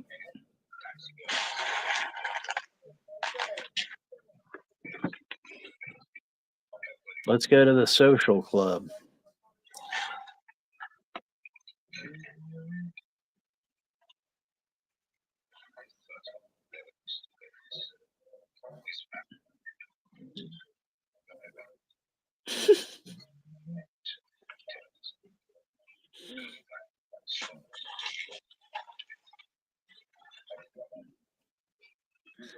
Johnny, I think we should do not just Phantom of the Paradise, but we should do Bugsy Malone. So we'd have like a sort of a Paul Williams double feature.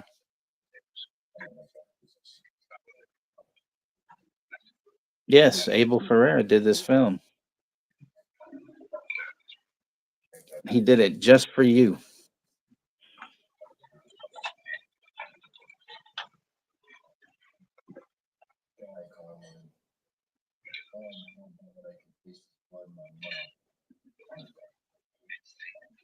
Don't let your rage blind your judgment.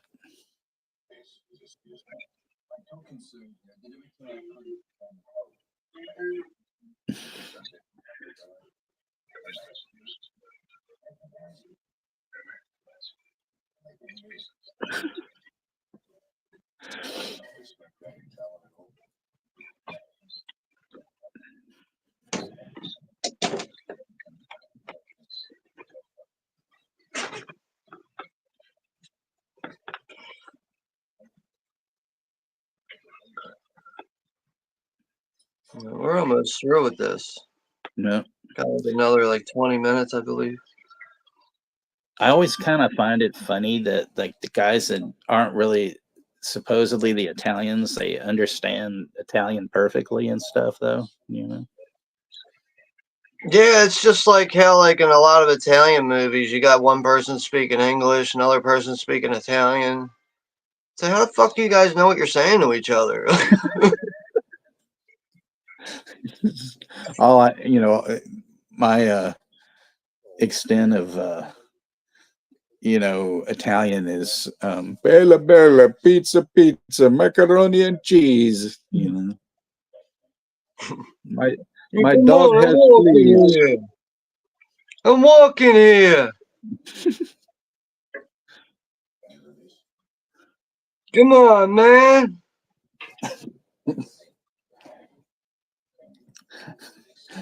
And then, of course, you motherfucker, you know. You fucking Chicano motherfucker.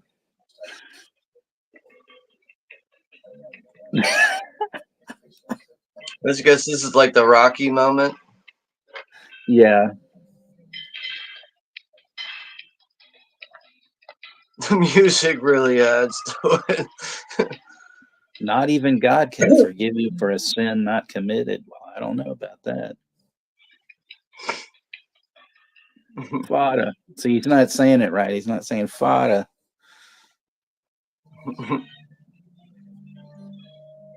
Here's one for you, Sean. Why you no love me, Demi? Why you no love me? I would love to hear Nubbins, like mock that voice. I want to hear Nubbins do it. Oh, man. Demi, why you do this to me, Demi? I want to hear Nubbins do it, though. I could never do that. Fuck, We'd actually have to talk to Ed Neal, and ask him to do that. I have him on Instagram and I have him on Facebook. I should ask him, hey, would you do this? That'll be $5 for the picture. Hey, Demi, you ever have head cheese? Hey, Demi. Hey, Demi, you ever have head cheese, Demi? Crossover of a fucking redneck and a mafioso. Right. So now he's got the poster and Tom Berenger is duking it out while they show old Karate Kid there, doing his thing.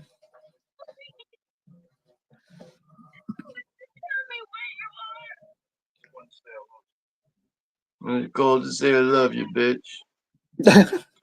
Oh, Sean, I was going to tell you, I wanted to ask you if like this ever happened to you, like when you were in school, but like when I was a kid, that show Kung Fu with David Carradine, was popular. I don't know if you've ever seen it or not. Yeah, I remember it. I know I'd only watched a few episodes of it, but yeah, I remember it.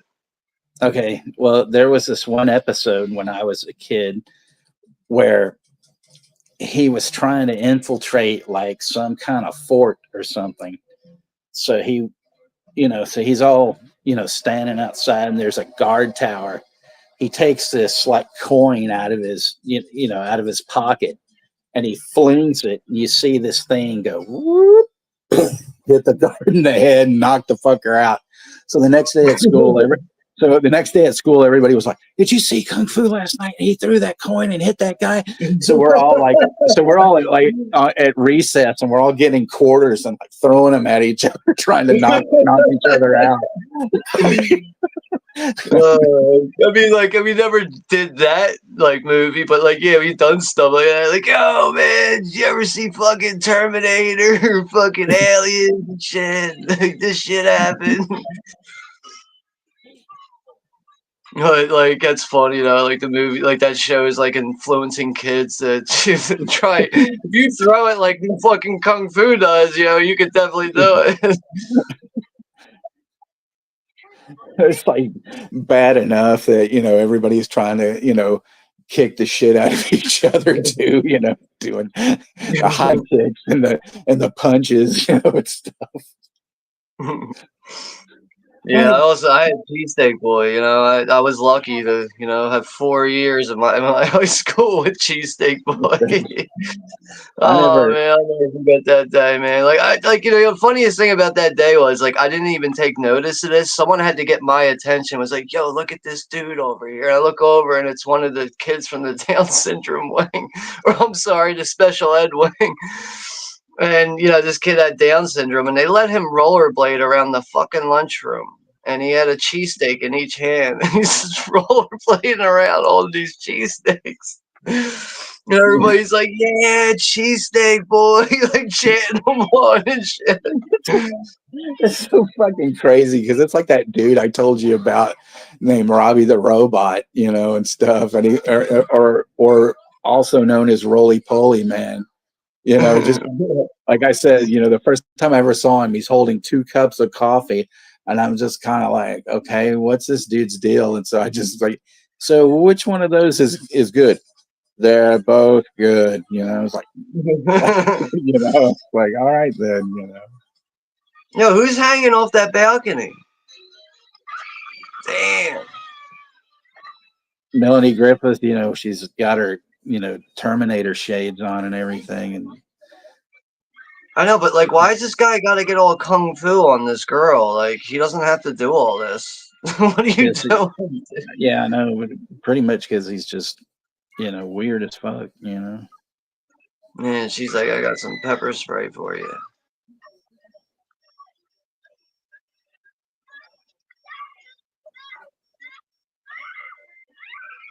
But of course, she doesn't go home. She goes to her fucking dealer.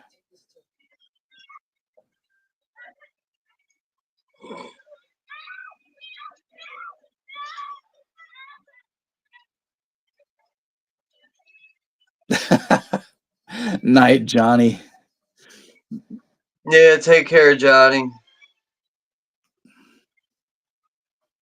Yeah, the first time I ever saw The Exorcist was the first time it was on broadcast TV, and that definitely was a comedy because it was all cut to shit, and stuff. Down on 33rd Street. Remember when the priest is singing that stupid fucking song in the movie? Right. Like they're all like at the end of the night, they're all like drunk, and he's like, "All right, I'm gonna sing a duet now. Anybody want to do a duet with me? Down on 33rd Street." That's right. I forgot about this bit. She goes back to see the dealer, but then he's hanging from the fucking, stairwell. But then old Kung Fu's there, and he stabs her in the leg. I mean, what the person that was hanging off that balcony, that was their dealer? Yeah.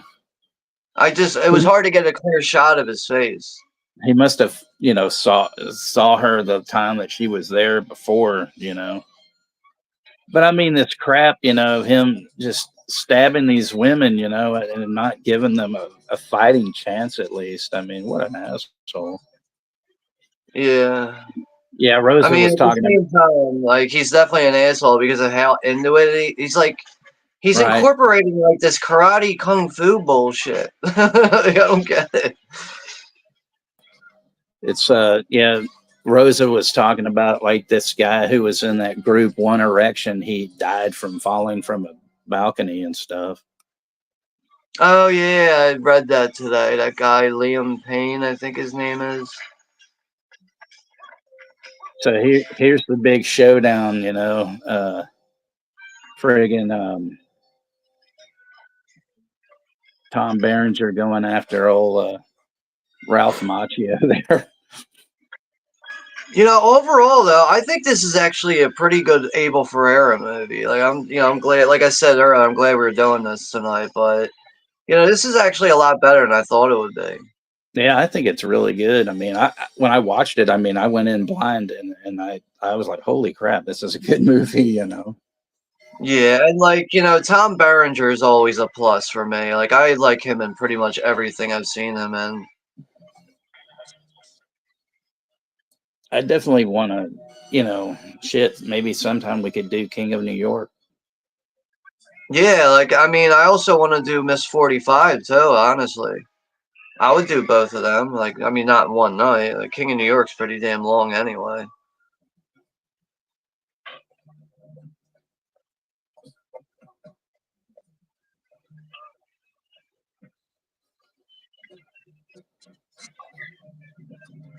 There goes landing strip Calquefian.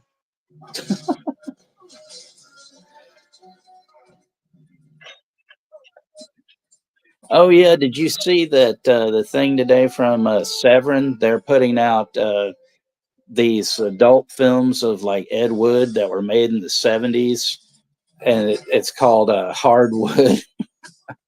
No, I didn't see that. But also, they're putting out this documentary on this film theater, this cinema that was in Britain called the Scala or something, and that looks real interesting. And there's like 3 discs or something with all jam packed with stuff, but it actually has that Maniac 2 or whatever the fuck they called it, the Undertaker or whatever. Yeah. Yeah, so that's on there for some reason. It said short film, but it had a still and it showed Spinell and everything. Maybe it could be like an unedited version of it or something, or just a different version of the movie. Yeah, but it's on that thing. So I thought, wow, that's pretty cool. Because I definitely wanted to let you know about that. I mean, like even like who knows? Maybe they like made it look better. That's probably why they're putting it. Like I don't know. But I mean, there's like tons of just all these different like interviews and things, and it looks really interesting. I want to, probably next month I might pick that up. I mean, Severin does a really good job when it comes to features and documentaries and stuff that's like, like interviews or whatever. I mean, like, Yeah. they did like the Video Nasties documentaries they did. It's still like some of my favorite shit as far as documentaries go. And like, like I know they did like a Fulci documentary. I know they did like they even did like a folklore documentary. They even did a horror anthology documentary. Like, and like every single like thing that's like a documentary that they've done that I've seen so far, it's been nothing but good. Yeah, that one that the game came in that Game of Clones box is fucking great. The Bruce exploitation one is really, really good. Yeah. But I think the anthology one was called Tales of the Uncanny. Yeah, I think that's I picked that up. Yeah, it's really that good. was really good, man. Like I wasn't like I don't know why. Like going into it, I didn't really have like high expectations, but I was like locked into that as soon as it started.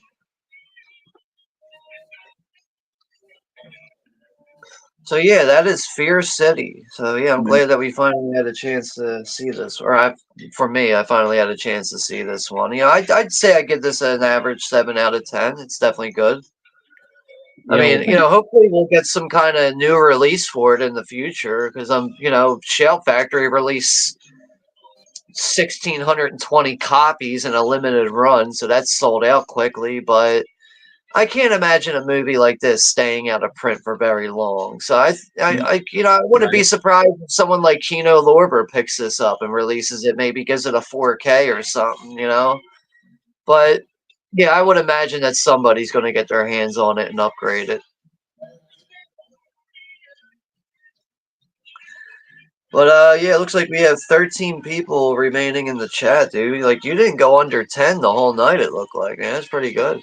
Yeah. So yeah, it looked like some people hung out and had a good time with us here tonight.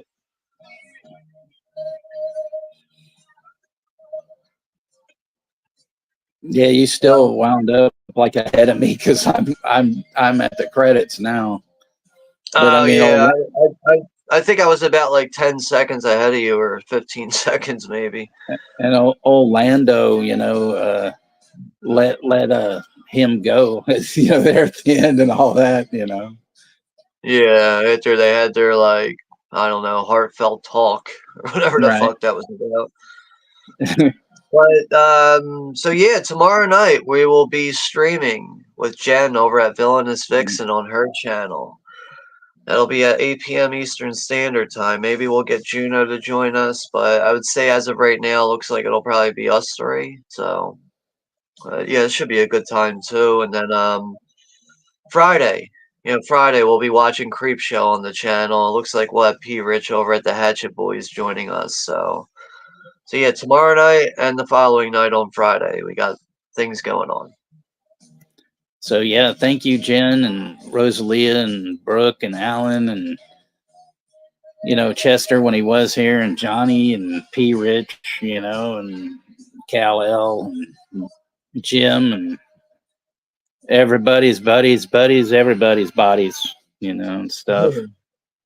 Yeah, thank you all very much for joining us and hanging out with us here tonight. And yeah, thank you all again for 800 or I'm sorry, 1,800 subscribers on the channel. Yeah, So. yeah. For him, Sean reaching that number, that's amazing. And thank you, 71. I'm glad you came in. I told her, I said, "You gonna be here tonight?" She goes, "Yes, I'll be there tonight." So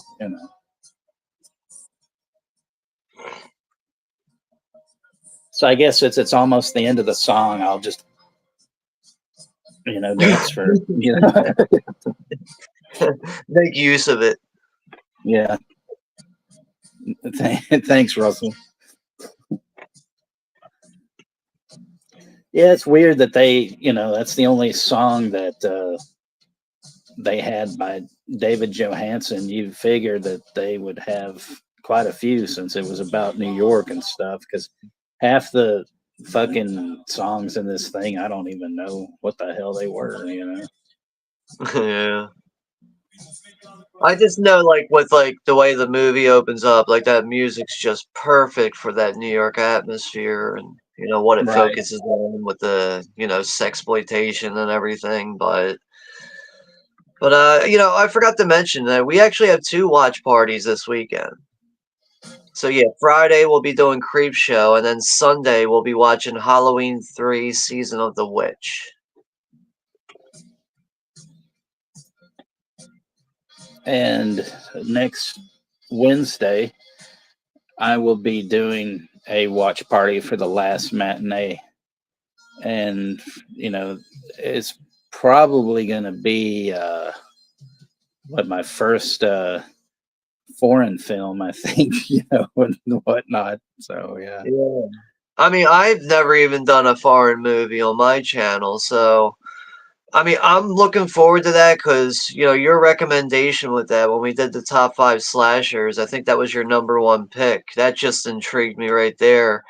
And I knew, I heard of it before, but that's another one where I heard about it and just kind of put it on the back burner and overlooked it. But I gave that a watch a few nights ago, and I haven't seen a slasher like that in a while, man. That's good stuff, and it's definitely something I think that could work well for a watch party, especially for people that haven't seen it before. Yeah, I think, you guys need to have your jar of eyeballs ready because it's going to be. It's going to be a crunchy one. Yeah. Or I should say a juicy one. a rip roaring good time, Yeah, I was very pleased with it, man.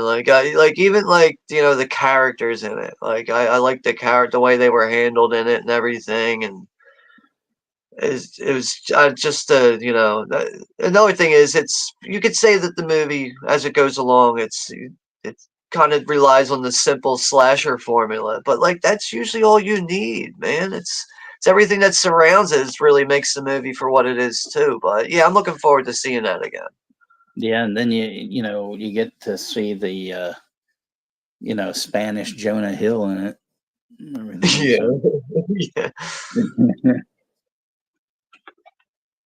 Yeah. There is some really inventive kills in that too, man. In a way, it almost works like Lamberto Bava's Demons, except for you take the demons out of it and you put a slasher in there. Yeah. Borrowing elements from, I Know What You Did Last Summer, Yeah, I would say that. Yeah. Because he looks like, the Gordon's fisherman, guy. That's what that movie always reminded me of. Think about it, though, that raincoat that he wears. It's creepy. Anyone that wears it, anyone that would wear that kind of raincoat, you just look like a fucking weirdo creep, like you're up to something. And thank you, P. Rich, for, hanging out with us and stuff. I hope that you, didn't have to stay in the cockpit tonight that you were able to watch from the couch. Yeah, P, if you're still here, I will email the Creep Show link to you probably tonight or tomorrow or something. And you know, if for some reason you have trouble getting it, I'll get that link to you somehow.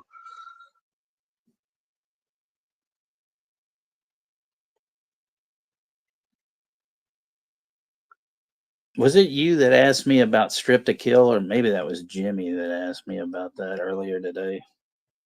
No, I don't think I did. Yeah, it was probably Jimmy then, because he asked me if it was similar or something, and I said no, it's a different one, but could be the same, you know, a little bit.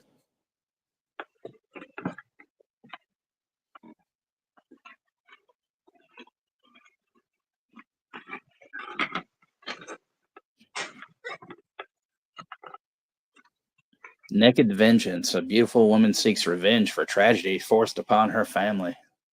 Sounds great.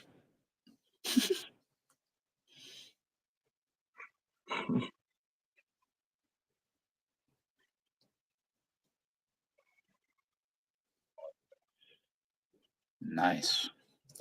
So,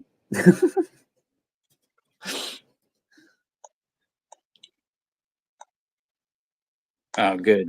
P said he had a safe landing and everything. But safe landing trip. Yeah.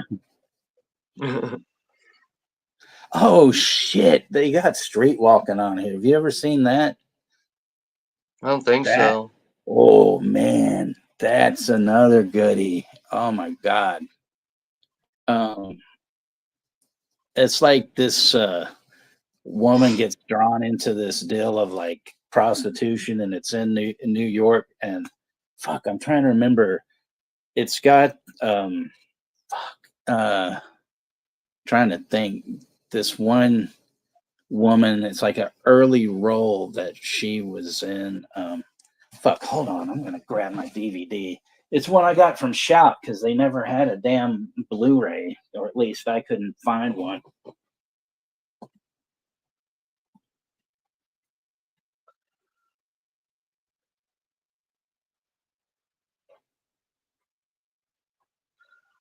To watch Corey Feldman be a douchebag again.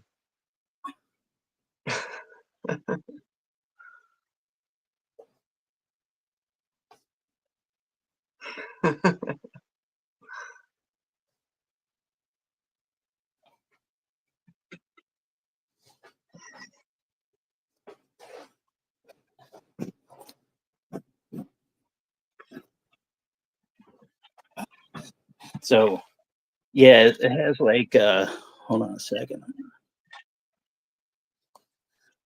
It's got Melissa Leo in it, and then what's her name? Like, oh man, I can't think of her name. I don't see it. Yeah, Candy Alexander, who was in News Radio, and Antonio Fargas is in this. But yeah, there's this guy Dale Midkiff that was in Pet Cemetery. He plays this pimp named Duke, and oh man, this is a great one, really good. Who released that? Shit Factory. Okay, that looks like a really interesting release just based on that artwork.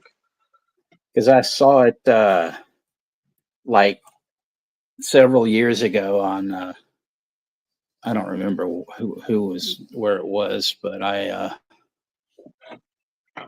saw it and I was like, man, I gotta pick this up, and this is a good one. Yeah, I'm interested to check that out. Just Beaver.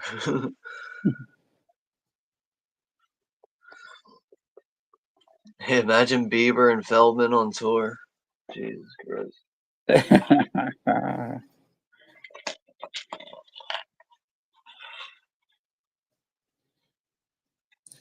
Joaquin Beaver.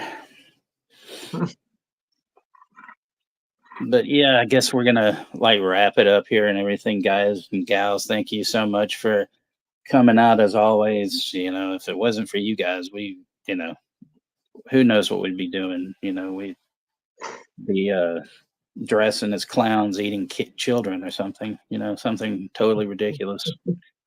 Yeah, something totally off the cuff, but right. Yeah, tomorrow night, if you guys aren't doing anything, I will share out the stream and everything when we go live on Jen's channel over at Villainous Vixen. If you guys have time tomorrow, just keep an eye out for that stream and stop by and hang out if you guys want. And like I said, we got 2 watch parties coming this weekend with Creep Show and Halloween 3. So yeah, we got a lot of stuff, So thank you all for hanging out tonight. Take care and be safe, and we'll see you all in the next one.